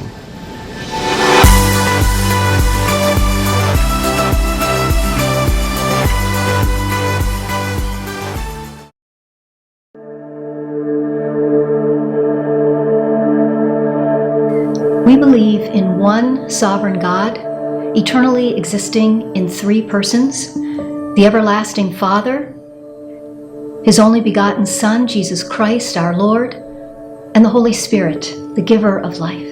And we believe that God created the heavens and the earth out of nothing by His spoken word and for His own glory. We believe that God has revealed Himself and His truth in the created order, in the Scriptures, and supremely in Jesus Christ. We believe that the Scriptures of the Old and New Testaments are verbally inspired by God and inerrant in the original writing, so that they are fully trustworthy and of supreme and final authority in all they say. We believe that Jesus Christ was conceived by the Holy Spirit, born of the Virgin Mary, was true God and true man, existing in one person and without sin. We believe in the resurrection of the crucified body of our Lord, His ascension into heaven, and His present life there for us as Lord, High Priest, and Advocate. We believe that God directly created Adam and Eve, the historical parents of the entire human race. And they were created in His own image, distinct from all other living creatures, and in a state of original righteousness.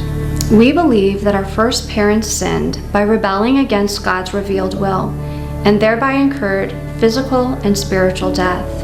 And as a result, all human beings are born with a sinful nature that leads them to sin in word, thought, and deed. We believe in the existence of Satan, sin, and evil powers, and that these have been defeated by God in the cross of Christ. We believe that the Lord Jesus Christ died for our sins, according to the Scriptures, as a representative and substitutionary sacrifice, triumphing over all evil, and that all who believe in Him are justified by His shed blood and forgiven of all their sins.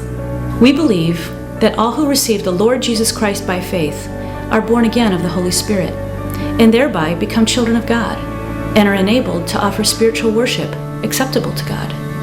We believe that the Holy Spirit indwells and gives life to believers, enables them to understand the Scriptures, empowers them for godly living, and equips them for service and witness. We believe that the one holy universal church is the body of Christ and is composed of Christ's people. The task of Christ's people in this world is to be God's redeemed people, embodying His love by worshiping God with confession, prayer, and praise, by proclaiming the gospel of God's redemptive love through our Lord Jesus Christ to the ends of the earth by word and deed, by caring for all God's creation, by actively seeking the good of everyone, especially the poor and the needy. We believe in the blessed hope that Jesus Christ will soon return to this earth, personally, visibly, and unexpectedly, in power and great glory, to gather His elect, to raise the dead, to judge the nations, and to bring His kingdom to fulfillment. We believe in the bodily resurrection of the just and the unjust, the everlasting punishment of the lost, and the everlasting blessedness of the saved.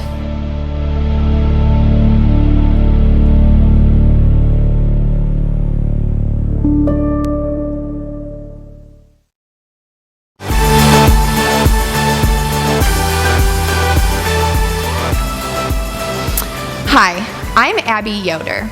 I grew up here in Wheaton, and I transferred to Wheaton College because I wanted to be in a place that would shape me as a learner and as a Christ follower. For me, one of the best parts of Wheaton was my time spent at Honey Rock, Wheaton's campus in the Northwoods of Wisconsin, where students can take classes, serve as camp counselors, and be developed as leaders. Honey Rock was a great place for me to grow in my faith, live out my sense for adventure, and form lifelong friendships. Whether it's Honey Rock or one of the many other ways to connect on campus, I'm excited to help you get a vision for life here at Wheaton.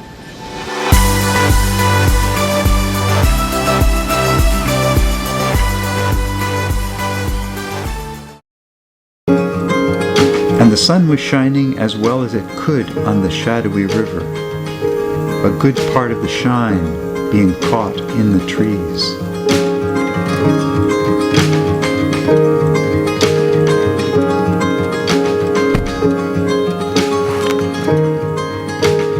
Since about this time last year, painting the Fox River, starting up in West Dundee in the north, we're going to cover all the way down to Ottawa.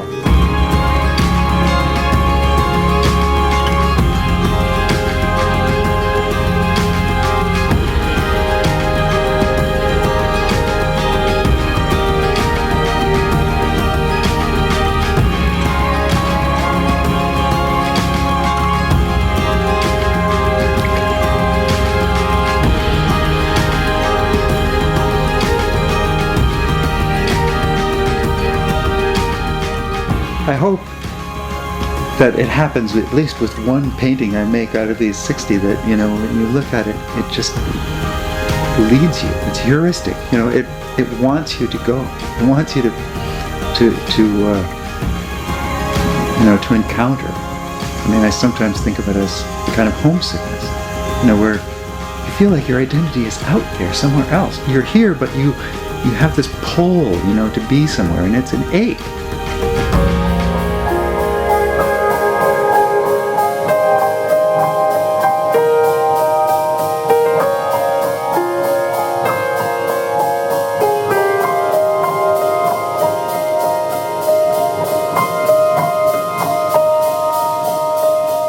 In fact, in Gilead, John Ames at some point talks about this town, Gilead, and he says, this town has been wearied a little and then wearied a little more, and yet he says hope is still there.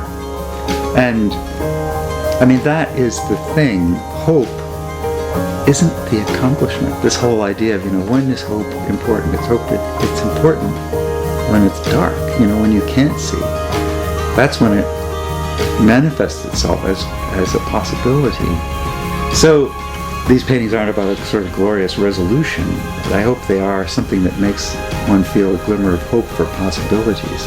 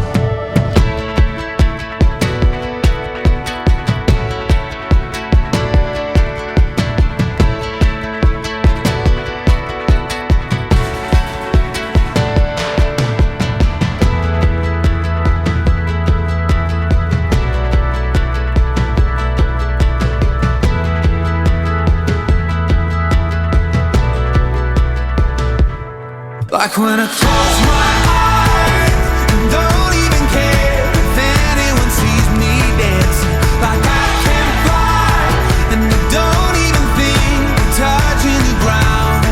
Like a heartbeat skip, like an open page, like a one-way trip on an aeroplane.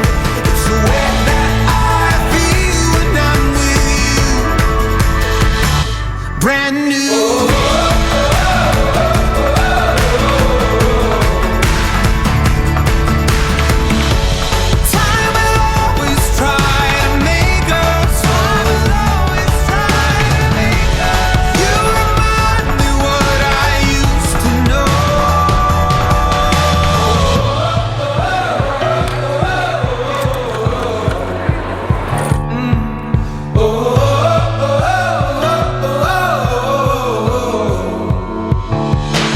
Like when I close my eyes and don't even care if anyone sees me dancing. Like I can fly and I don't even think of touching the ground. Like a heartbeat skip, like an open page, like a one-way trip on an aeroplane.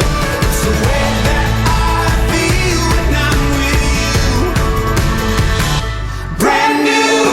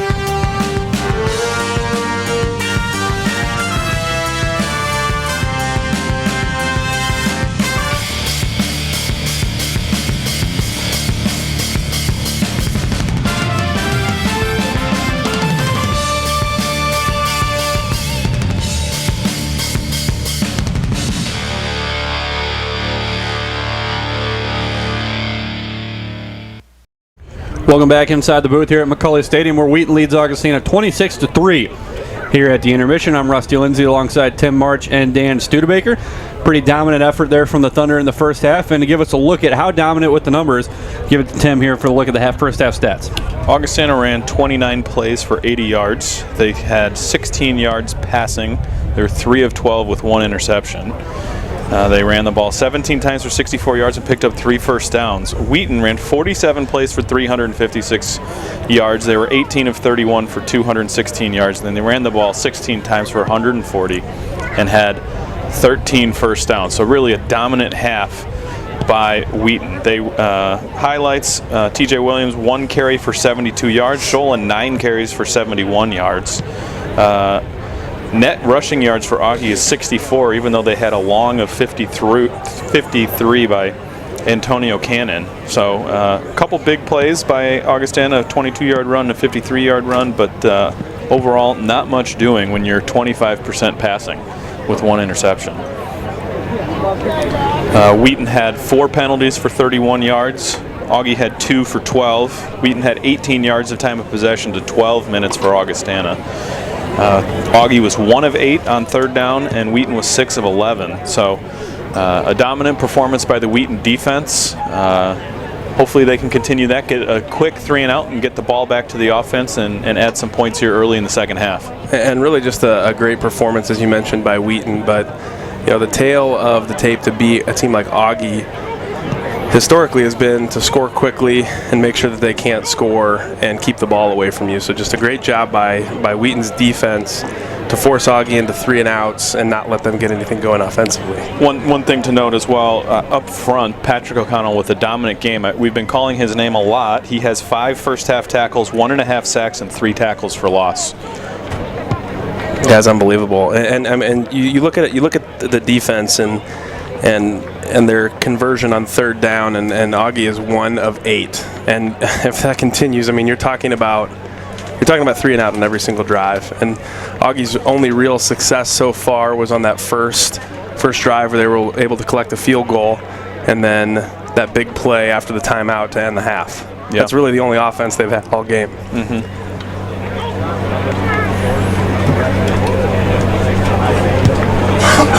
Quick look at other games of note around the country. We'll start inside the conference. North Central adding a field goal at the end of the half. They are housing Carthage 30-0. 4 touchdowns by Austin Brunig in that game. Milliken leading Elmhurst, who's hanging around there in Decatur, 14-7. Elmhurst an improved team, it seems, the second half of the season. They played Illinois Wesleyan tough last week. We're actually winning at halftime. So maybe they found something. And North Park shutting out Carroll 23-0. Games that are important in other regions. Whitewater has just scored again to take a 13-0 lead over Platteville. When you look at 2 lost teams around the country, Platteville has a good record for an at-large bid as anybody. Their strength of schedule in the 600s, but with a 3rd loss, that's going to knock the Pioneers out. La Crosse seems to be the likely team that is still hanging around there with the 2 losses for the WIAC, but now Whitewater with a 3rd loss, knocking off Platteville, really taking them off the board. Elsewhere, Baldwin Wallace has extended their lead on Heidelberg, so they lead 20-10 over the Student Princes in a big one that takes another 2-loss team from the North region that you guarantee them will knock them below the Thunder. So within the region, I mean, Wheaton would have preferred Carthage to beat North Central because that leaves the door open for them to still win the conference. That door being slammed shut in a pretty convincing way today. But inside the region, everything's really gone their way. I mean, the question is going to be, what do you do with 1 loss DePauw, whose 1 loss came by over 40 points to Wittenberg, the only regionally ranked team they've played, and who barely escaped an 0-8 Kenyan team today. They will play Wabash next week. But what do you do with that as opposed to Wheaton's 2 losses by 8 points and a big win over North Central, another regionally ranked team? I think for Wheaton, it's still pretty dicey on the at-large front. I think they can still get in, definitely. But I think with Wheaton, with with North Central winning so convincingly, there's no shot that Carthage is going to be ranked, and Milliken plays Wesleyan next week, and I think Wheaton really wants Wesleyan to win that game. A 9-1 Wesleyan team bodes better than an 8-2 Wesleyan team that holds that head-to-head result over Wheaton. So I think it's things are starting to go okay for Wheaton. They're probably going to be in the discussion for that second to last or last Pool C spot, but they're kind of they need a lot of help, and it seems like they're starting to get it a little bit around the region. Yeah, I mean, it's going to be interesting because by all appearances, the North region punted their first opportunity to rank teams, really lining them up by record and strength of schedule more than anything else.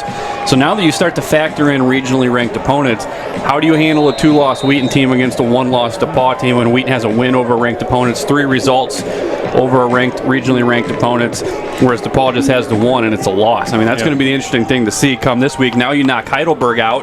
Heidelberg was ahead of Wheaton, so the Thunder, the door is opening at least to get to the table at some point in the discussion. Sure. This will be Trevon Aldridge for the Vikings trying to break away from his blocking, and he will get out across the 15 before he is brought down by, that's the senior Joe Nussbaum, who makes the tackle just shy of the 20.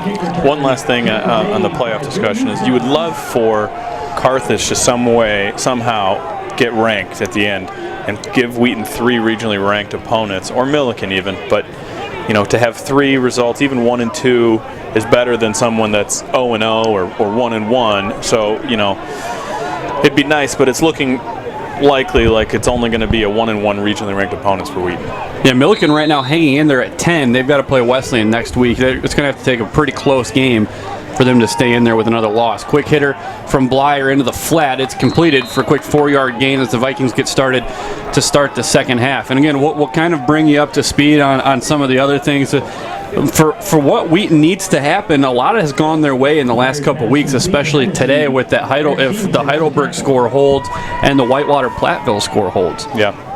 2nd and 5 from the 23-yard line here for the Vikings. It's been the junior Blyer who has stayed in command of the offense as he goes up the rail looking for his big target, and that looks like it's complete to Ethan Jennings just shy of midfield. Good coverage by Marcus Smith, just a better pitch and catch, and quickly Jennings rolls into the sideline. It looks like he is hurt after that play. I wouldn't be surprised to see this be the game plan for Augie going forward, where they're just going to go quick game.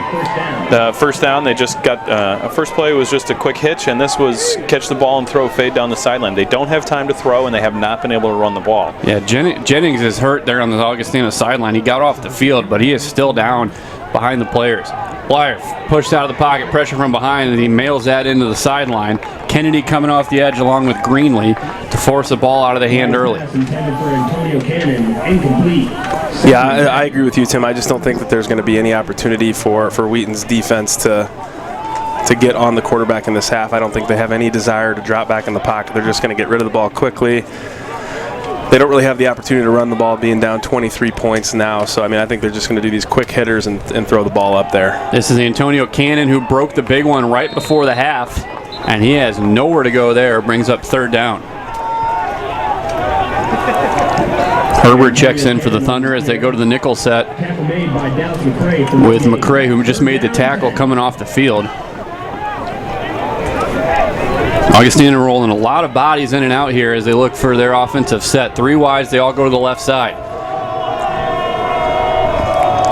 And Cannon stays in the game on the left hip of the junior Luke Blyer.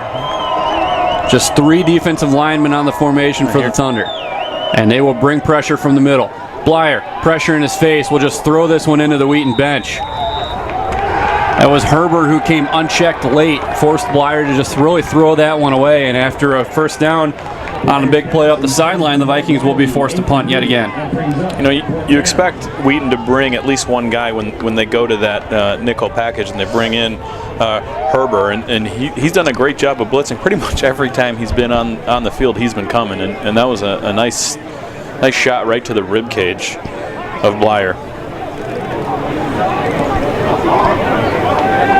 Wheaton has threatened here to get to the punt point with Stitz. It does not look like they'll bring a ton of extra pressure. They do not. High spiraling kick, going to bring Nichols to the near side. Catches on the run, drops it, and it will just roll out of bounds. And he will be mad at himself for that one because he had an opportunity to make a return away from traffic and really pick up some yardage, and instead drops the ball back about to the 25-yard line. That's one of those scenarios where his eyes got downfield before he secured the ball, and really one of the only times I can remember him not securing the ball and putting it on the turf. I mean, the kid is just we've sung his praises. So gifted. Yeah. So Wheaton takes over for their first possession of the half, leading 26-3. And again, Curtis McWilliams got knocked out of the game early in the game in the first quarter, took a late hit to his ankle. And so it is Furrow running the controls, and now Olateju breaking free again. Great cutback, and Olateju's off to the races. Shola Olateju is My gone. goodness, man. And that'll help you close ground on Pedro Aruza in a hurry. Olateju's second big play of the game. His total yardage for the day now over 200 yards. He's well over 150 yards rushing now. We'll see on this replay again, as we talked earlier in the first half, him with a great pull and kick out on that block, and nice job by Shola to stay right off his butt and make a nice run. And just run away from everyone when he gets into open field. Boy, Wheaton's big plays today have been frequent. After they gave up the turnover, the one-play score by T.J. Williams, and the one-play touchdown drive with a touchdown pass to Olateju, and now that one. I think Shola was saying, hey, don't forget about me after that first long highlight reel by T.J. Williams. Yeah, T.J. Williams is certainly the future, but Olateju wants to keep things on the present here as we see this on the Realty Executives replay. Great kick out right there, and you see the cutback right there, and Hanley seals this thing from the outside, and he's gone. Chase White doesn't have to do much, just really escort him to the end zone. Shola Olateju. Yeah, and to your point, Rusty, with Chase White right there, it's a good job of him just running with the defender and not doing anything to get himself a penalty. I mean, all he really has to do is run into the end zone. Just follow Shola. Shola Olatasia now with 147 yards rushing today.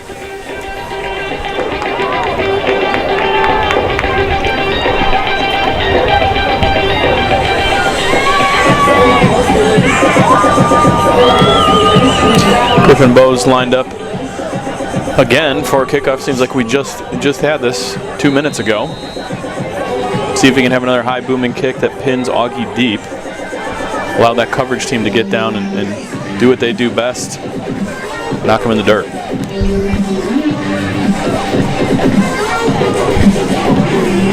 As Aldridge and Cannon wait all the way back at the goal line, even though Wheaton kicking into the wind here. Excuse me, wind is at their back. This is Aldridge from the 1. Angling to the left side behind Cannon, and again it's Nussbaum who gets in there to disrupt it, and he's going to make the tackle at just the 12-yard line. I'm telling you, I've said it multiple times so far today. I mean, it's just overwhelming speed from Wheaton in all facets compared to Augie. I mean, just the tiniest little stutter step by the returner there buries him on the 15-yard line now here, or excuse me, the 13-yard line now to start this drive, down 33-3.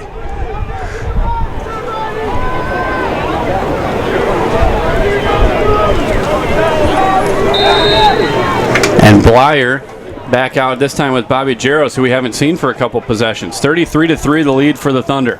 Double tight. Haven't seen much of this. This is Jaros on the handoff, and he breaks through the line of scrimmage and squirts his way across the 15 and out to the 19-yard line. Nice first down pickup. Augustana hasn't really had an opportunity to stay on schedule with their offense, and Jaros gives them that opportunity there. And we haven't seen much of Augie running a two tight end formation here. I like that for them. They need more bodies in there to block the front of Wheaton, to block their 4.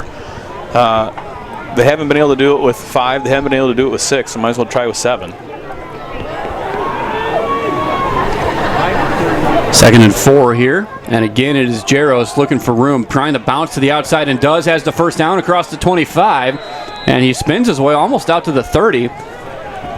This double tight look for Augustana, getting them some success on this drive. 30-yard line, first down, Augustana. Looks like you also have the rotation in there. You don't have O'Connell, you don't have McCray in there at D-tackle. That might be part of the problem. Yeah, I think you're starting to get some subbing coming in more than a rotation. I think you're starting to see the seconds come in and get some time.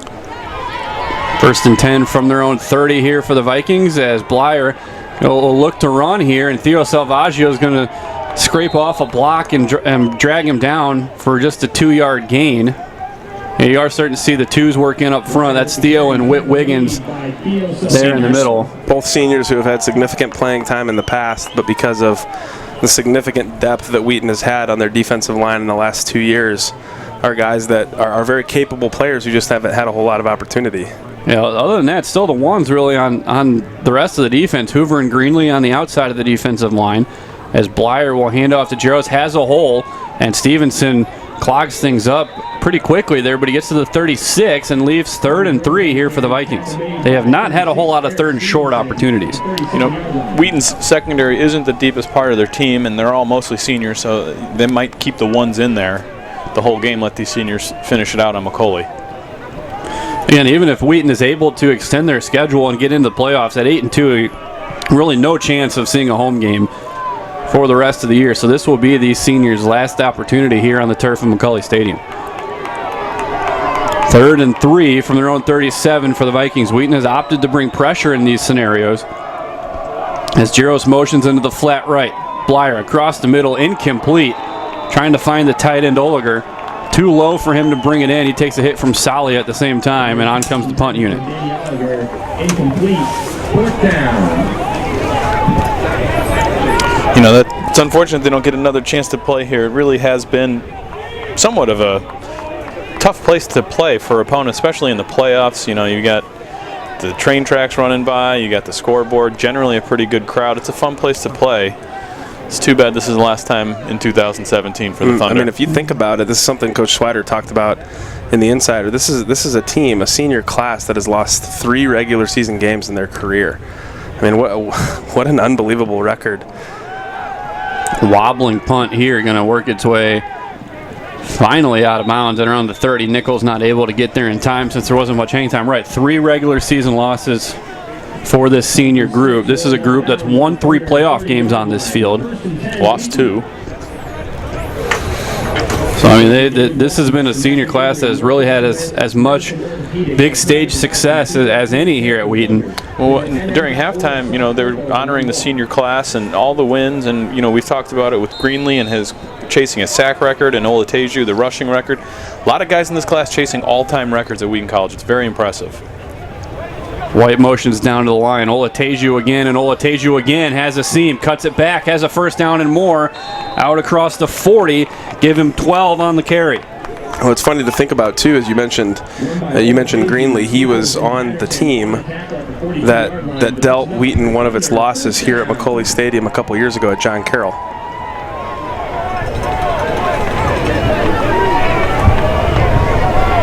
Yeah, that was obviously the one year he had with the Blue Streaks before coming over and joining the Thunder. 1st and 10 from the 42. Olateju again has Callaway pulling in front of him. Olateju breaks through, and he's got himself another first down run into Augustana territory to the 47-yard line. Olateju on the run, tackle made by Danny Giffords at the 47. Giffords makes the tackle, and Olateju looking as good as he has all year, running with confidence, and Augustana really doesn't have what it takes at this point to slow down this Thunder rushing attack. They were on the field for almost 18 minutes in the first half.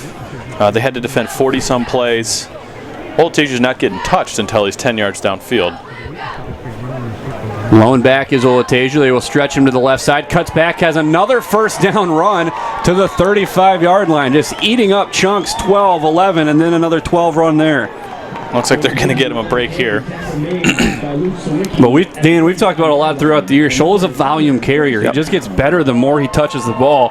Only had 10 catches there in the 10 touches on the ground in the first half, but that still totaled him 147 yards. Excuse me, that touchdown was his 10th carry, putting him at 147 yards. He's at 182 right now. 1st and 10 for Williams, and now they will stretch him to the left side. His first carry since the touchdown. A flag comes down. This play is going to come back. It's still going to be an 11-yard gain, but they're going to have a hold against John Callaway, trying to set the edge there on the left side.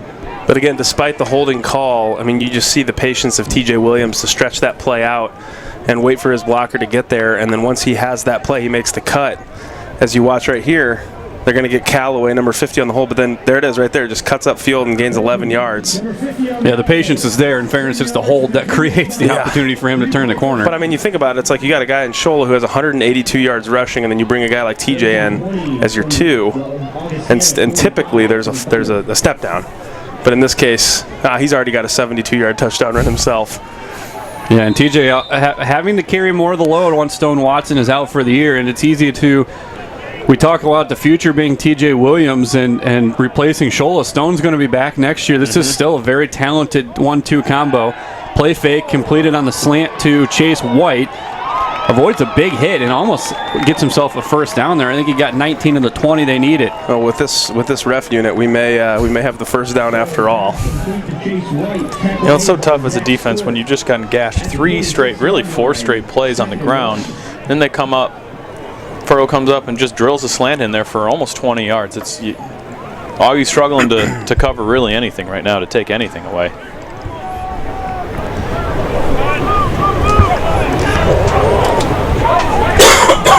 So here's Furrow again, looking to the left, completes it to Lindquist. Lindquist down the sideline, gets inside the 10, spinning, and finally pushed out of bounds.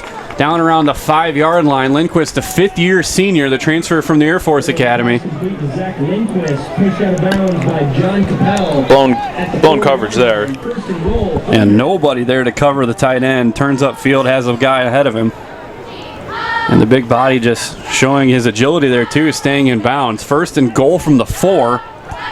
Empty backfield for Furrow, so they go double tight with Noah Frazier on the left side. I like the shovel pass here. Zach Lindquist on the right side. Nichols and Carter Roberts to the right side. This is going to be a handoff to Lindquist on the left side. Lowers his shoulder, he's into the end zone. Love that. Zach Lindquist, the big body tight end, buries his way into the end zone. It's basically a less risky thing of exactly what you just said, Tim. Instead of shoveling it to him, just hand it off to the big guy and once he gets going forward, that 6'5" frame is so difficult to bring down. 14th career touchdown for Zach Lindquist. Fifth-year senior who had everybody around here buzzing when he announced he was coming back. Now has a touchdown carry to add to his illustrious Thunder career. Snap put down. Vargas to Sandy, and Kinnear's extra point is good. Wheaton now 40-3 over the Vikings, and normally you'd probably expect the twos, but again, Wheaton's it's a perception game here that probably you'll see the number one offense you would expect to stay on the field probably at least through the end of the third quarter. Well, I think you almost have to at this point in the game with McWilliams going down early and having Furrow. You know, when you have the backup quarterback in the game, you need to give him the best athletes and the best weapons you have possible. And then again, too, as you're looking at guys like Shola, certainly it's not a priority for the coaches to feed him the ball and give him the record, but it's something that is on their mind. Final score in that game in the OAC, Baldwin Wallace gives Heidelberg its third loss of the year, 27-10. So things continue to break Wheaton's way in the North region. Carthage is on the board at North Central, 30-7 now the score. The Redmen are going to have to try to dig themselves out of a pretty steep hole as North Central trying to close things down. They would be one win away from a CCIW title.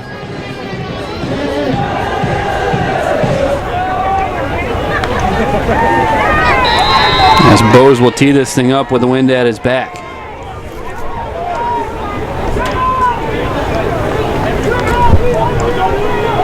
Looks like the rain had stopped for a while. Starting to see some fog work its way in here. And this one's going to be brought out of the end zone by Aldridge, and Aldridge gets across the 10 to the 15. Nice hit made there by Caden Sigler, making the tackle at the 18.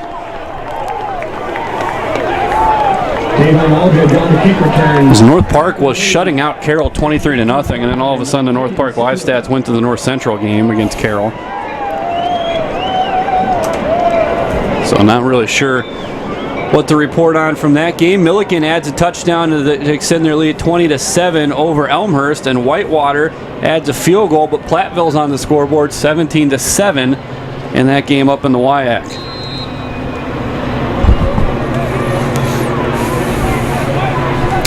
So Blyer back at the controls for the Vikings with Jaros on his right hip. And he will drop back to pass against 4. Greenlee in his face. They've got the screen set up, and Stevenson just beats it, stands him up, and buries him back at the 16-yard line. I mean, it's just back to again to what Coach Schweider said in the Insider. This is a team that lacks confidence, and you're seeing the reason why. I mean, that was a screen pass that was tackled for a loss of 3 yards. They just can't get anything going. And it's not even a bad call, you know. It's the right call. It's just you're just playing against the you're just playing with young guys, and you're playing against the team that is just completely superior in all facets. 2nd and 12 after the loss of 2. Blyer going to give to Jaros, tried to cut it back, and instead came right into the pursuit of the defense. He'll get a yard, but it'll be 3rd and 11.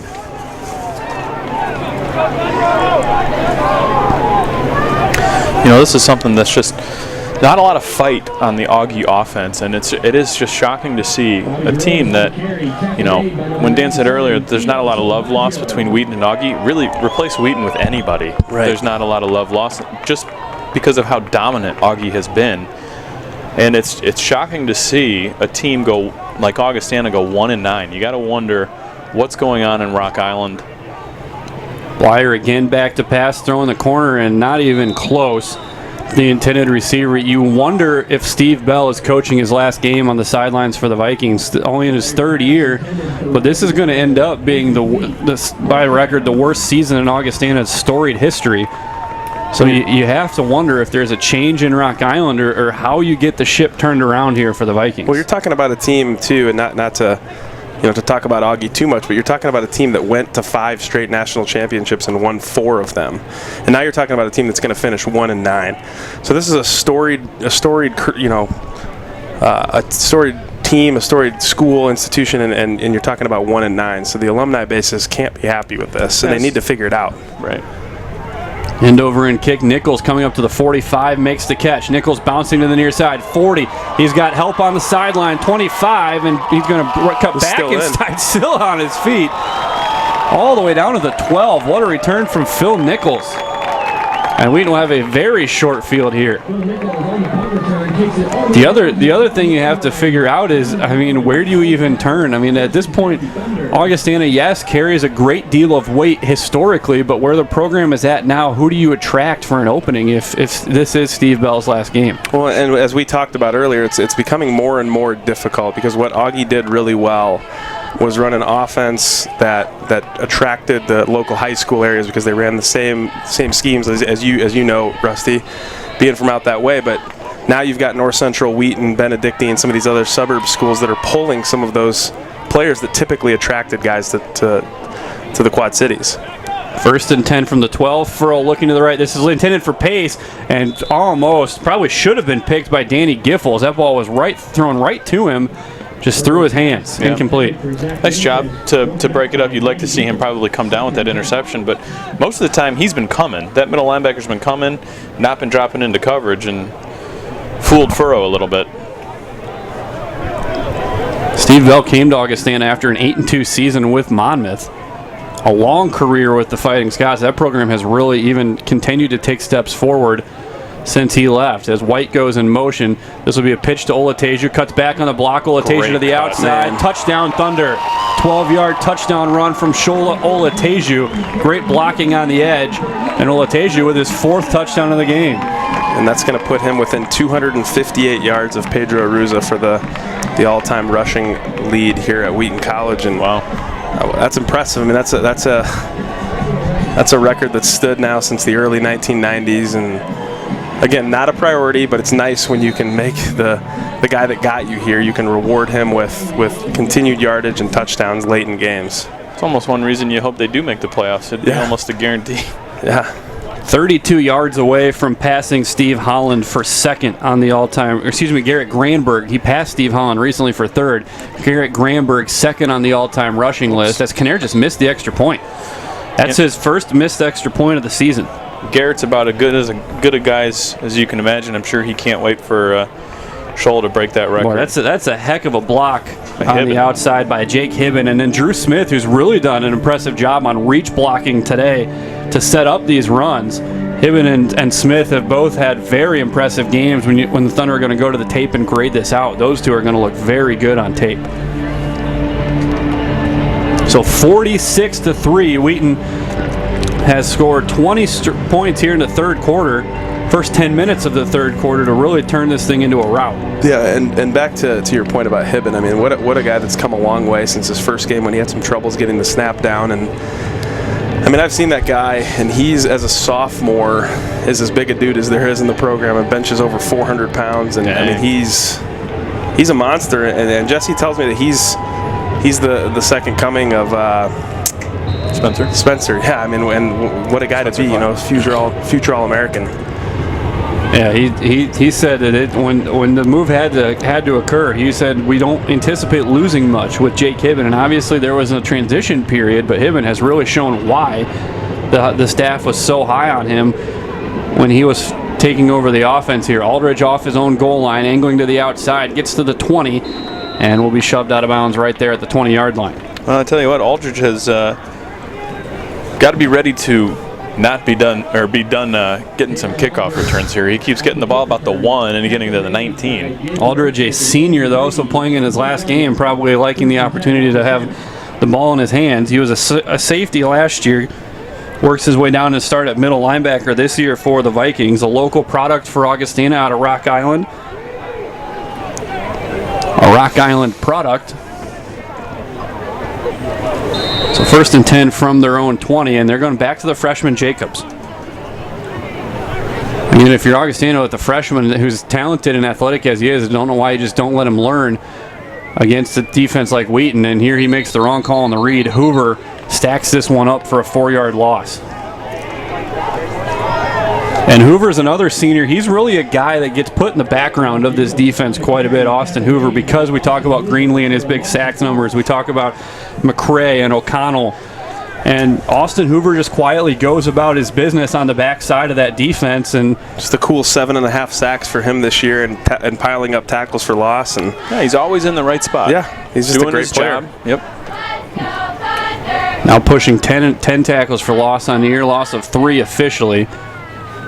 This will be another handoff to Jaros as Kennedy can't set the edge, turns the corner to the 15 and cut down by Luke Smith for a gain of only a yard. One of the few times you'll see Kennedy give up the edge. You know, that's a nice play by Luke Smith, but you know, that's kind of the Luke Smith special right there. He doesn't typically tend to come up and wrap you up. He's coming in and submarining you. Nice job by Kennedy to bounce the play. In 2006. No comment. Had to. Augustana taking a long time to get the play called in from the sideline here. And finally they have Jacob with the set they want. 2nd and 13 from the 17, so they will need the 30-yard line. Double tight look here for the Vikings. Play clock at 3. Jacobs hands this with nope, he will keep it. Luke Solly's there to shut it down, push it back to the inside, and there's Hoover to clean it up. So great assignment football there. Solly's upset with himself. He didn't get the tackle, but Hoover cleans it up, and here comes the punt unit for the Vikings. You know, I don't have the stats in front of me, but it would be interesting to know how many Augie drives today have started and ended as a 3 and out. And it seems like the first 4 in the first half, and do they have a first down here in the second half? I'm not sure. Yes. Yeah, maybe one. And this is one of those situations with Chase White as a punt returner where on senior day he somehow talked the coaching staff into letting him back there. And he makes the catch at the 43-yard line, puts his head up steam, and gets across midfield to the 45 of Augustana. Kind of has a little bit of a laugh on the sideline as that punt went up. It was finally a nice high punt that was returnable. Phil Nichols kind of throws his hands up in the air like, where's that been all day? And it looks like now as you've got Hibben with his helmet off and Callaway out of the game, you're going to see you see the number official 2s and 3s coming in for, and you know, fortunately for Furrow, he's going to get some additional playing time here as he is the backup quarterback and likely started into a starting position here, forced into.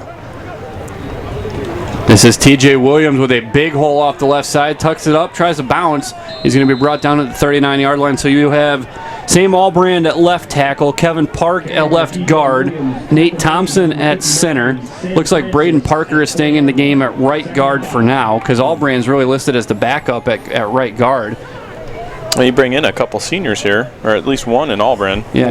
Once again on that play, TJ Williams is 5 yards downfield before anyone lays a hand on him. Clay Wagner, the right tackle at this point for the Thunder.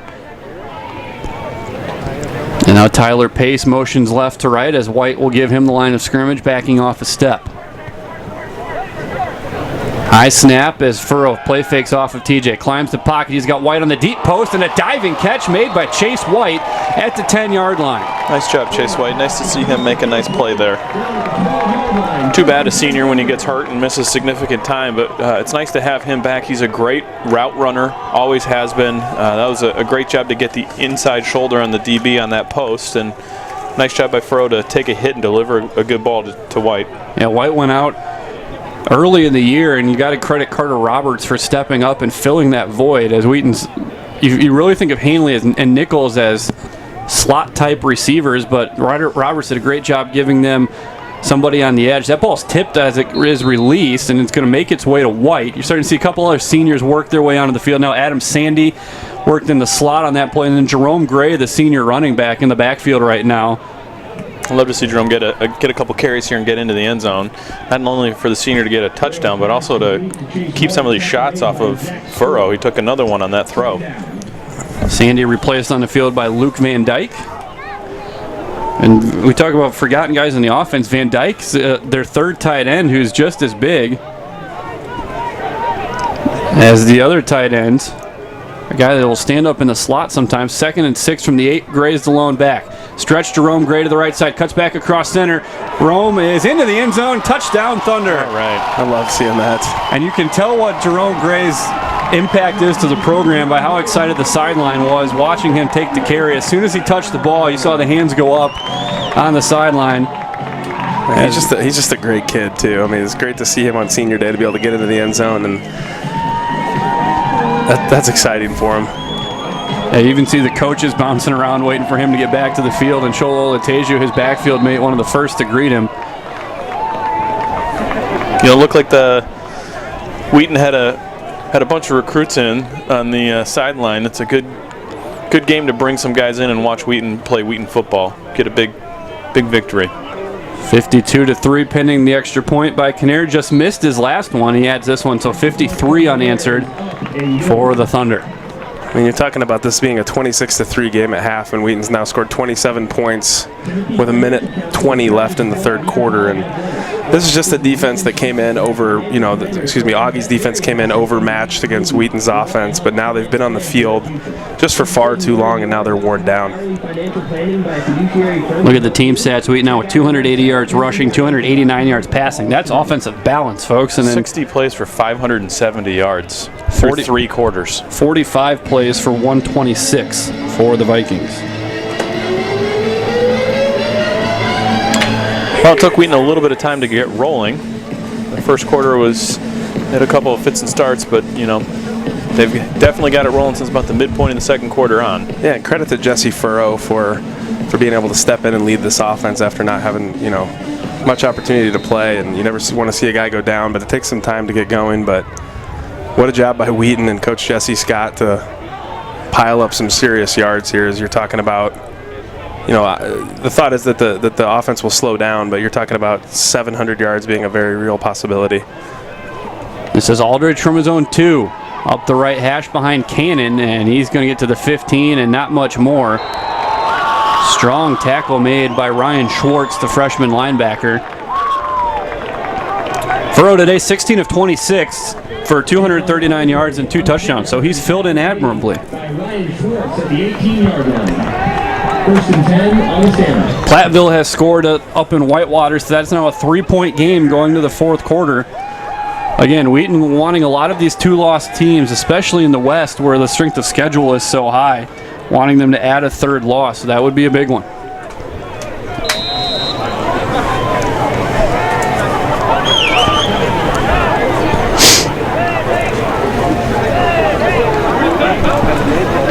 As Jacobs will hand off to Jaros on first down, and Augustana looks like they're a lot more conservative now, just trying to keep the clock running. And Wheaton still got, as Tim mentioned earlier, Wheaton still got a decent number of their starting defensive backfield in the game as Stevenson comes out. But, 53-3 here with 50 seconds left. I look for Augie and Wheaton both to try to close this thing out.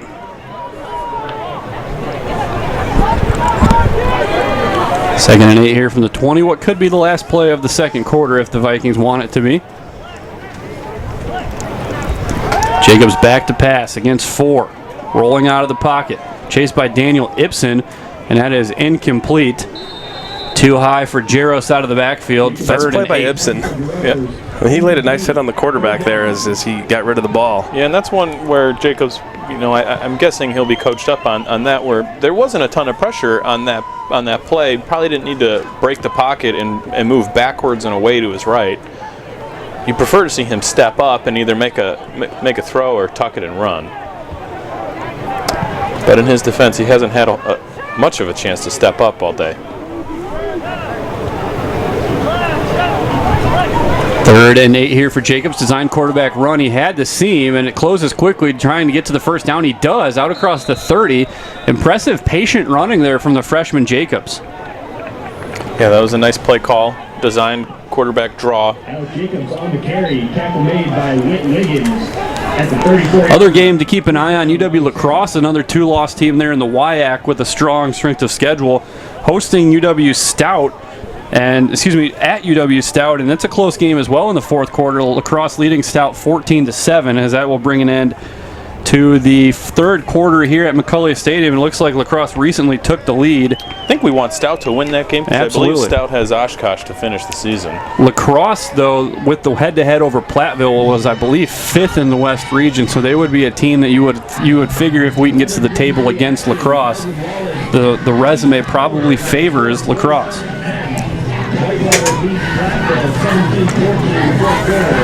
As we look at the stats at the end of the third quarter.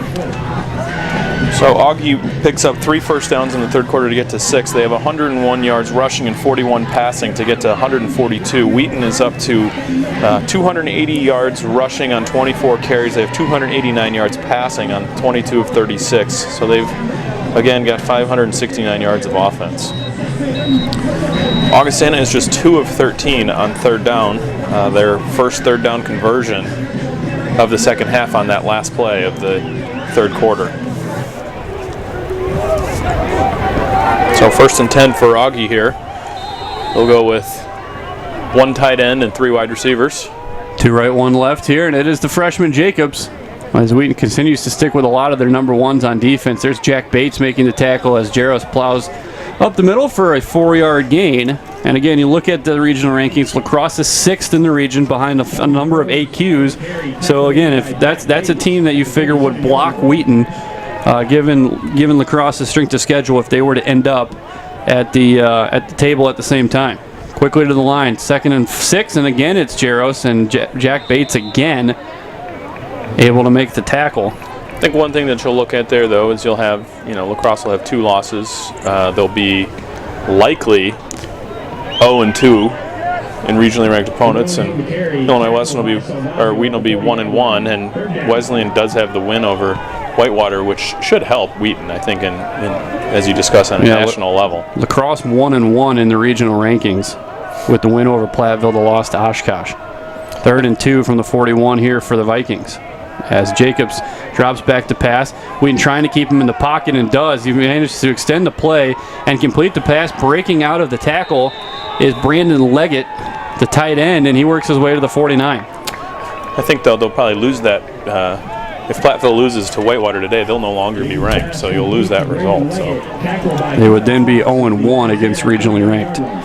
Platteville at the bottom of the West rankings this week at 9, so you're right, a loss to Whitewater would absolutely drop the Pioneers out of the regional rankings, might move Whitewater into the regional rankings, which would then make La Crosse 0-2.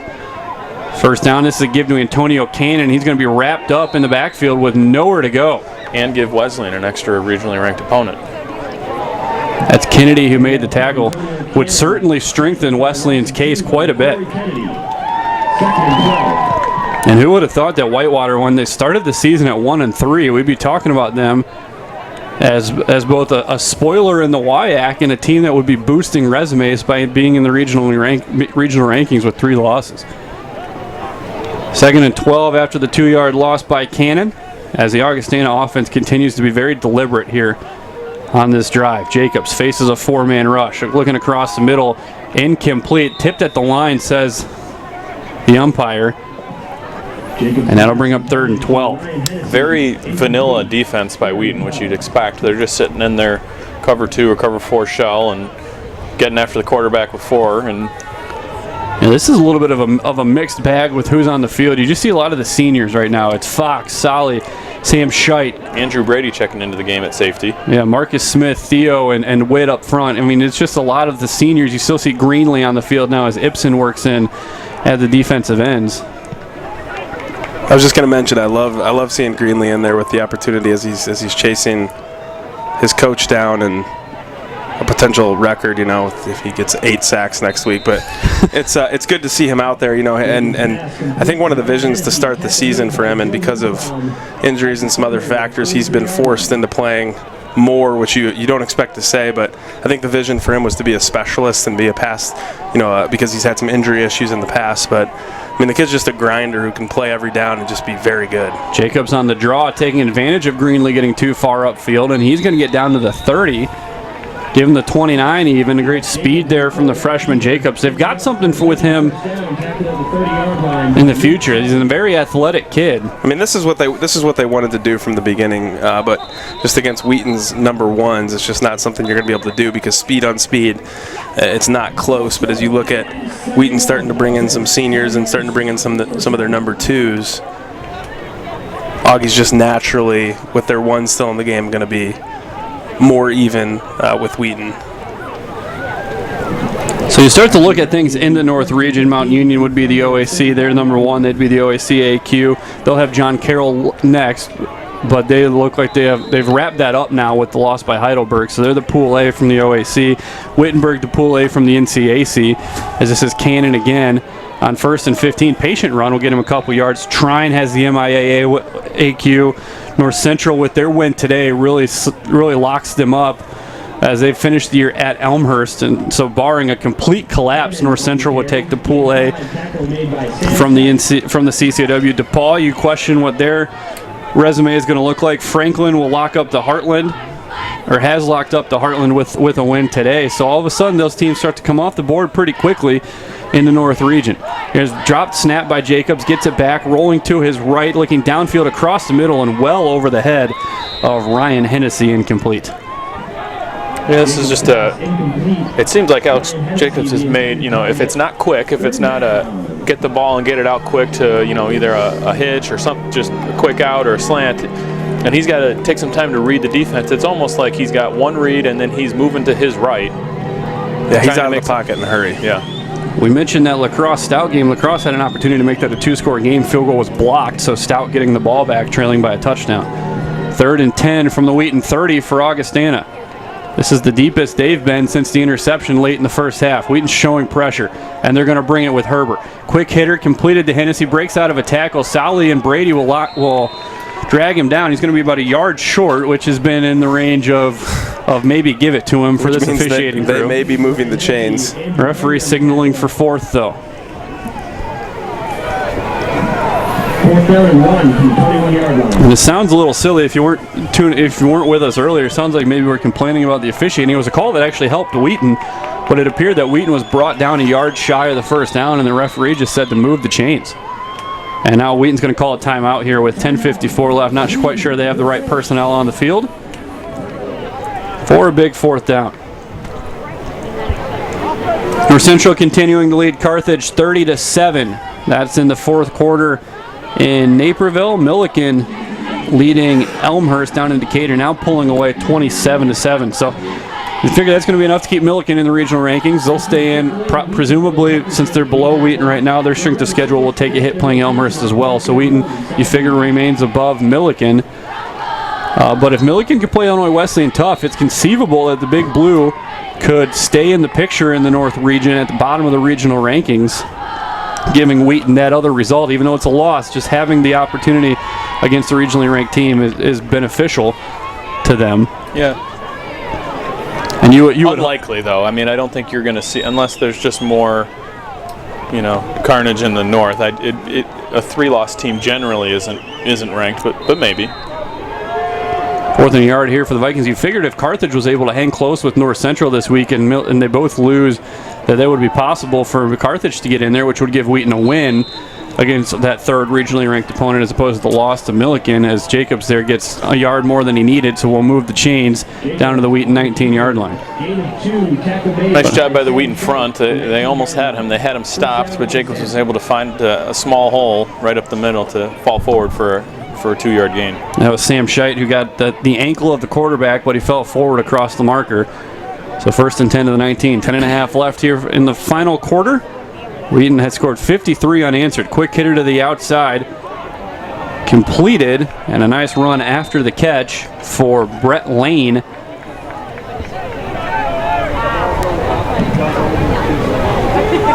Called Lane's name earlier because he was the one that got stiff-armed by Nichols on the punt return. Makes a 7-yard catch and run there. 2nd and 3 from the 12. Design draw for Jacobs, bouncing to the outside, trying to get to the pylon, and he gets the first down as Sally ushers him out of bounds at about the 8-yard line. So we'll set up 1st and goal to go for the Vikings. How did the ball get that far out of bounds? Reach and then Sally swat. Yeah. How's the ball on the track? 1st and goal from the 9 for the Vikings. As Antonio Cannon moves to the left hip, clock's still running. This has been a very methodical Augustana offense here in the recent drives, taking their time to line up and get plays called eroding the game clock, as here's another designed run for Jacobs. Nowhere to go. DeMarte Arifilis showed early. Was going to make the tackle, but he got the face mask of the quarterback. So that'll be half the distance and an automatic first down for the Vikings. Arifilis made a nice play to show there. Just dragged him down. Face mask. 42 on the defense. Half the distance to the goal. Automatic first down. Actually did a great job defeating the block of the center Michael Reed, as Augustana sticking with their ones for the most part on this offense. Cannon now on the left hip of Jacobs. First and goal from the 4. Give the Cannon up the middle. He's going to be met behind the line of scrimmage and driven backwards by a host of blue shirts led by Daniel Ibsen. And that'll be the loss of a yard for the Vikings. Antonio Cannon on the carry, tackled for no gain by Daniel Ibsen. Ibsen coming down the line along with seniors Joe Nussbaum also in there. Nussbaum, a guy that's really been a key special teams piece for the Thunder the last few years. Trips to the right side here for the Vikings. Cannon again, cuts it back, looking for the end zone, not going to get there. Give him 2. And it'll be 3rd and goal here from the 3-yard line.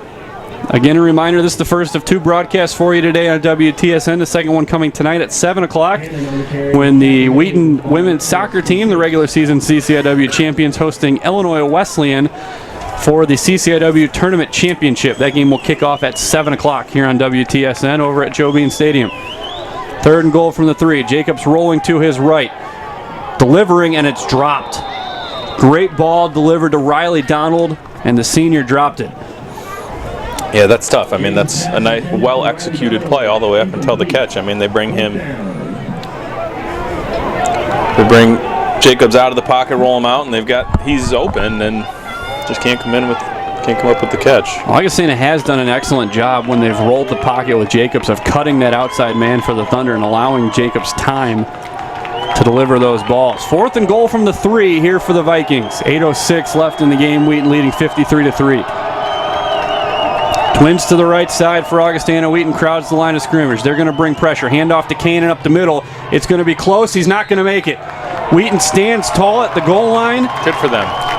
And will not let Antonio Cannon get in. Got 2 yards down to the 1 and couldn't get the big one the last 3 feet there. Yeah, that's an exciting finish for a lot of guys who haven't had a whole lot of playing time to be able to bow up on the goal line like that and keep Augie out of the end zone. And you know that the guys who get significant playing time are proud of them for that, for preserving the 3 points on the board. You know, that's kind of an interest. I mean, it's 53-3, but that's a bit of an interesting play selection. I guess they probably thought they had the touchdown on 3rd down, but to throw it on 3rd and then come back and run it from the 4-yard line on 4th down, somewhat interesting on the play call. Wheaton backed up against their own goal line now, and they're going to back that ball up another couple of inches. That's a false start by the Thunder. This is David Beamer under center for the Thunder. Half the distance to the goal puts them on about the 2-inch yard line. Yeah, this would be one where you'd like to see, if there's a rule change to be had, move the first down 5 yards, as Beamer's just going to quarterback sneak this thing away from his own goal line. It's a difficult first play of the game for Dave Beamer to come in and have to take the ball and run right into the teeth of the front 4. But good job on him to gain 3 yards on that. And a good push by the center, Thompson. Augie keeping their ones in on defense as well here.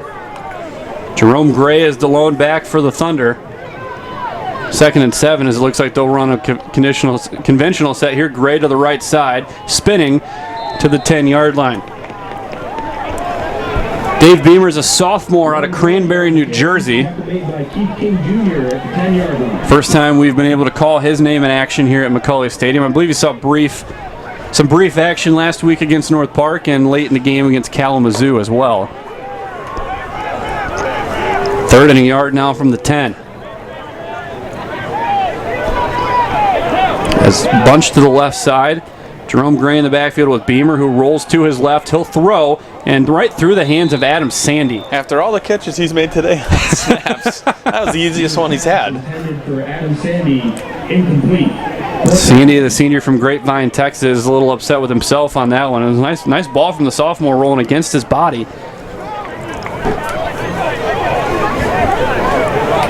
And Wheaton at least able to work a full punt operation at this point with the ball on the 10-yard line.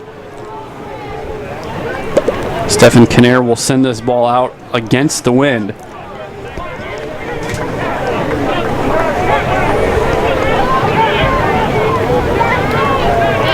Wheaton shifting their coverage here.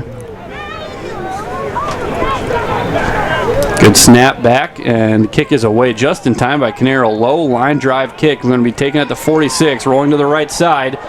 And a big return here for the Vikings and add 15 more yards. That flag was in the air before he even laid the hit because you knew it was coming. Oh, the guy got knocked out too, or he hasn't moved yet on the sidelines. Griffin Schuster was the Augustana return man, and you're right, he is down on the Wheaton bench and hasn't moved. You can see it here on the Realty Executives replay. And you're right, Dan, the official had his hand on the flag ready to go before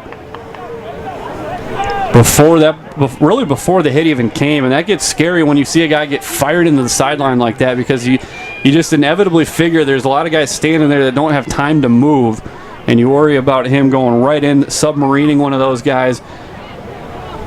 And it looks like it's Schuster that's going to take the worst of that one. I mean, it was the right call. I mean, don't get me wrong. It was. I mean, the flag was in the air early, but you could see it coming. I remember everyone in the stadium could see it coming from a mile away, and it's not. Yeah, I don't think the Wheaton defender did anything egregious by any means. It's the speed of the game, but it was just one of those things on the sideline. It's got to be called, and then the Augie player is still down. Yeah, the man down for Augustana is sophomore wide receiver Griffin Schuster from Poplar Grove, Illinois. Small high school, North Boone.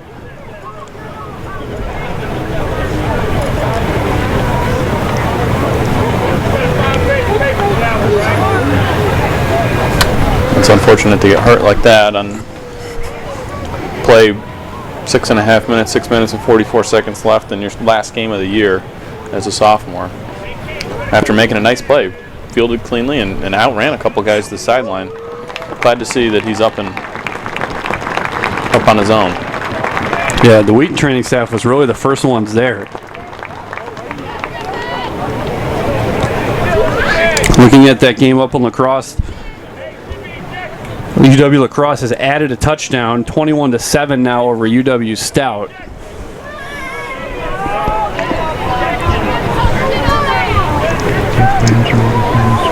Schuster is up, but still kind of being held up on the Wheaton sideline, making sure that it looks like they kind of want to run him through the test before they start to move him, and now he will be ushered slowly across the field. Well, you would have liked to have seen by the Wheaton offense to pick up a first down there, but it was they came close. But now you got this defense back out there. They ran about a minute off the clock, but now the defense is back out there with Augie in the red zone. They got to bow up one more time, keep Augie out of the end zone. Dead ball. Unsportsmanlike contact. There's a penalty call. On the defense. Half the distance to the goal, first down. Up in Whitewater, the Warhawks continue to lead the Pioneers 17-14. Halfway through the fourth quarter, Platteville about to start a drive from their own 1-yard line. Oh, wow. After the Warhawks pin them down with a great punt. And just like that, first play, they're off the goal line. So we'll keep an eye on that one.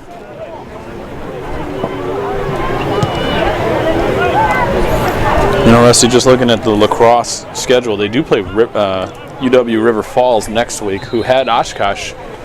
Yeah, that's at River Falls. They have played teams very tough at River Falls, despite the 3-5 record. So 1st and 10 from the Wheaton 13-yard line, as Jacobs in the game, rolling to his left on first down, puts his foot in the ground, trying to run this thing back against the seam. It's a foot race to the end zone. He's going to win it. Well done by the wide receiver, blocking there to free that up. That's Riley Donald, who dropped a touchdown. He does a nice job giving him the block, and a one-play touchdown drive for the Vikings. Stops a run of 53 unanswered points by the Thunder. Well, that's too bad. That was a nice play by Jacobs. But never like to see a late touchdown like that. But this game is well in hand, and hopefully Wheaton offense can put a drive together and run this clock out or put some points on the board. Maybe both.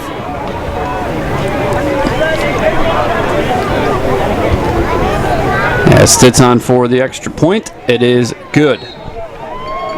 On the season, he is now 17 of 17. The senior playing his final game for the Vikings. And it looks like the live stats kind of jumped all of a sudden. Platteville down to the Whitewater 10. Just like that, and facing a third down. So the Pioneers might be in range to land a late field goal. Now accepting most major medical and vision insurance plans. So call or stop by the office today to schedule your appointment.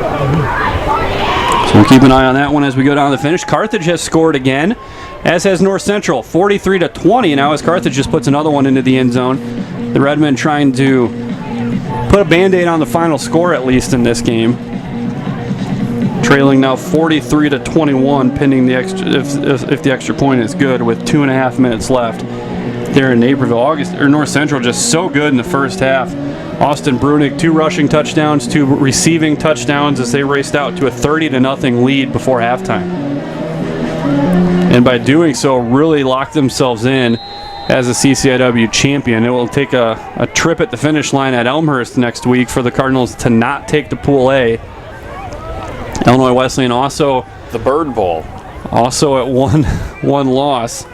We'll play host to Milliken next week in Bloomington.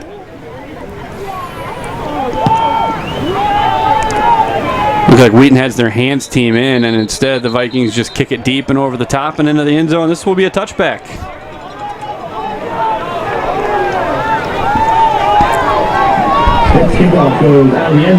So we continue to see Wheaton was playing, looked like a matchup of seniors there for the longest time, and now kind of continuing to roll the backups in here.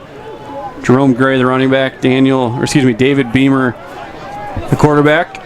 Going to see Juwan Jenkins in the game up top at wide receiver. The other wide receiver is Cameron Carter, along with Adam Sandy on the field with Luke Van Dyke. And Whitewater gets an interception in the end zone to hold the Pioneers out. So Whitewater continuing to hold on to the lead. Quick hitter Beamer will get it to the outside and get it to the freshman Jenkins. Juwan Jenkins, a freshman from Palmetto, Florida. And this is my first look at Beamer, and so far he's thrown, he's only had 2 throws here, but they've both been on the money. Nice balls, quick, got him out quick. Gain of 6. Sandy slotted left, the senior, inside of Cameron Carter. Carter just a junior. And we've got whistles blowing. Like a snap infraction prior to the play. Full start. 58 offense. 5 yards. Second down. That'll be a 5-yard walk-off, and they'll try this one again. So Wheaton's going to move forward. One more game left, and that's going to be against Carroll, who will come into their final game of the season at 2-7.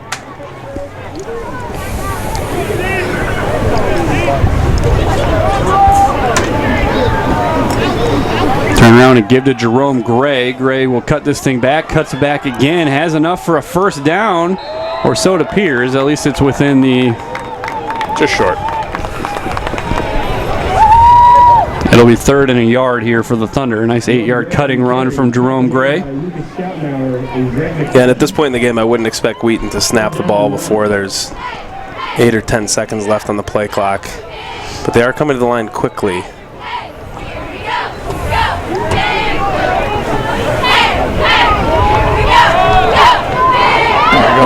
First down run here. And that'll move the ball to the 37-yard line. Nice job by the Wheaton offensive line to create enough push where Gray was well past the first down before he was made first contact.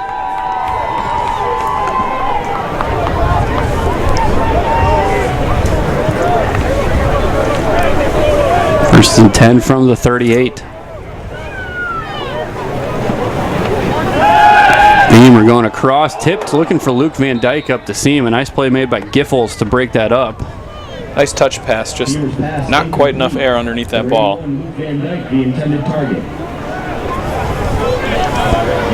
It is worth noting as we look across that they are going to cart Griffin Schuster to the locker room.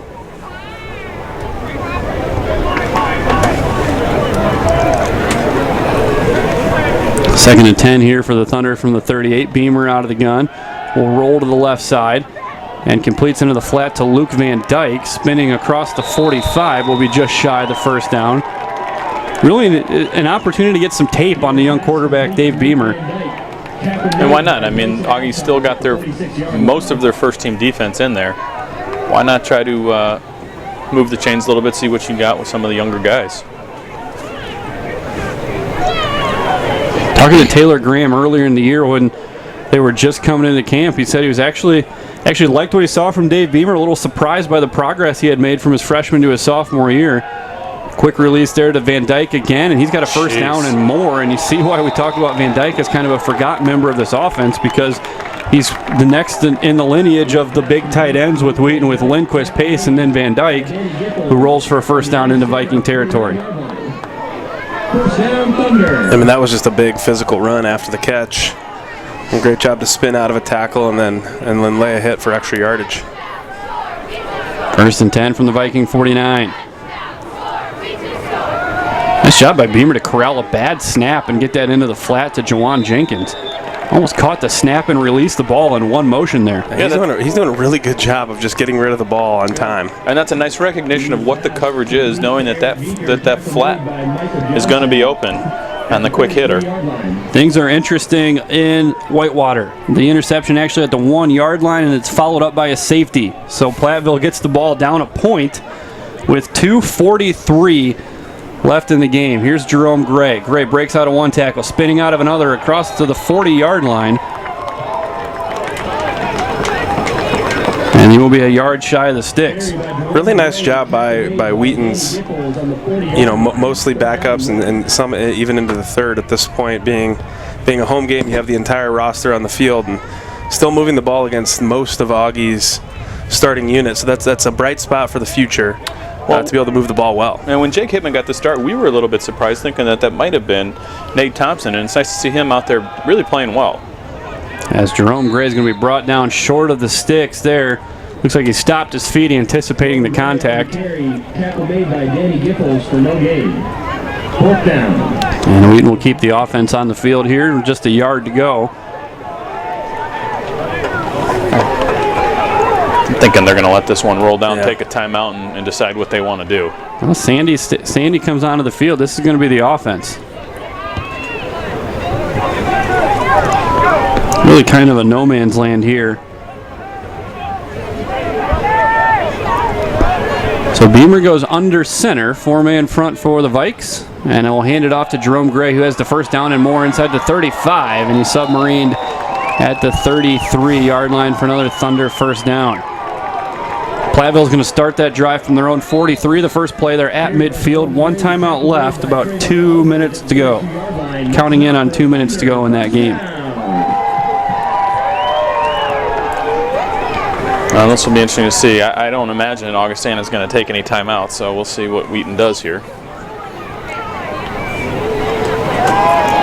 As Gray takes the handoff yet again and will be stopped for a 1 yard loss. Yeah, normally you would just run this thing to the end, but you got an opportunity to get your senior in the end zone on senior day again, so I would assume Wheaton looks like they're just going to let this thing keep running clock and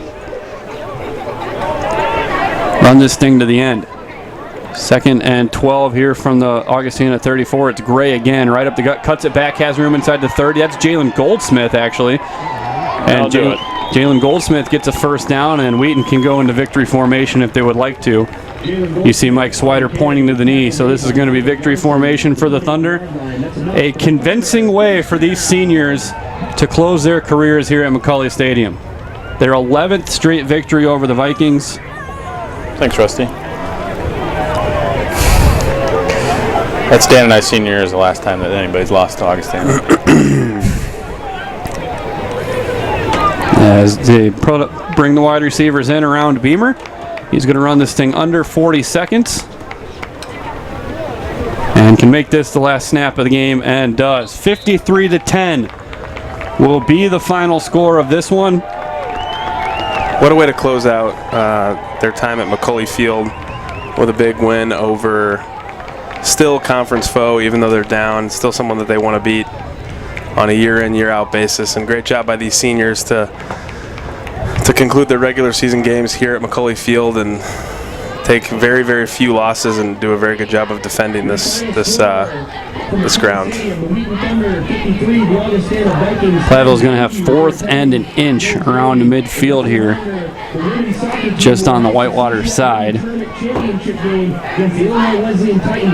Again, stay with us again tonight when the Wheaton women's soccer team will host Illinois Wesleyan University in the CCIW Tournament Championship. That'll be a 7 o'clock kickoff over at Joe Bean Stadium. Likely a must-win for the women's soccer team. And a false start against Platteville on the 4th down play. Yeah, looking at Pete Felske's roster, the win at Hope has really boosted Wheaton all the way up to 3rd in the regional rankings. So playing with house money a little bit tonight are the Thunder. Another win over Illinois Wesleyan would most certainly get them into the tournament, obviously with the automatic qualifying bid, but could also give them a chance to host in the NCAA tournament. Well, just waiting on the final box score here, but a rather convincing win by Wheaton. It was a very nice second and third quarter, specifically third quarter, with 53 unanswered points for the Thunder today. Whitewater's stops the Pioneers on 4th down. A loss of a yard on the completion, so it looks like Whitewater's going to hand Platteville its 3rd loss of the season, which again keeps another team off the board as far as keeping Wheaton out of the NCAA tournament. So Wheaton needs things to go their way next week. So far they are. And especially the biggest tell will be on Wednesday when the next set of regional rankings come out. And for the North region, really the first set of meaningful regional rankings, because we'll finally get to see how the committee chooses to rank these teams based on the criteria. We'll look at the... Yeah, and Wheaton at 9 in the regional rankings is not good. I mean, when there's only 5 at-large bids, you're not typically going to see some team that's ranked 9th in their region be selected as one of the 5 teams to make the tournament.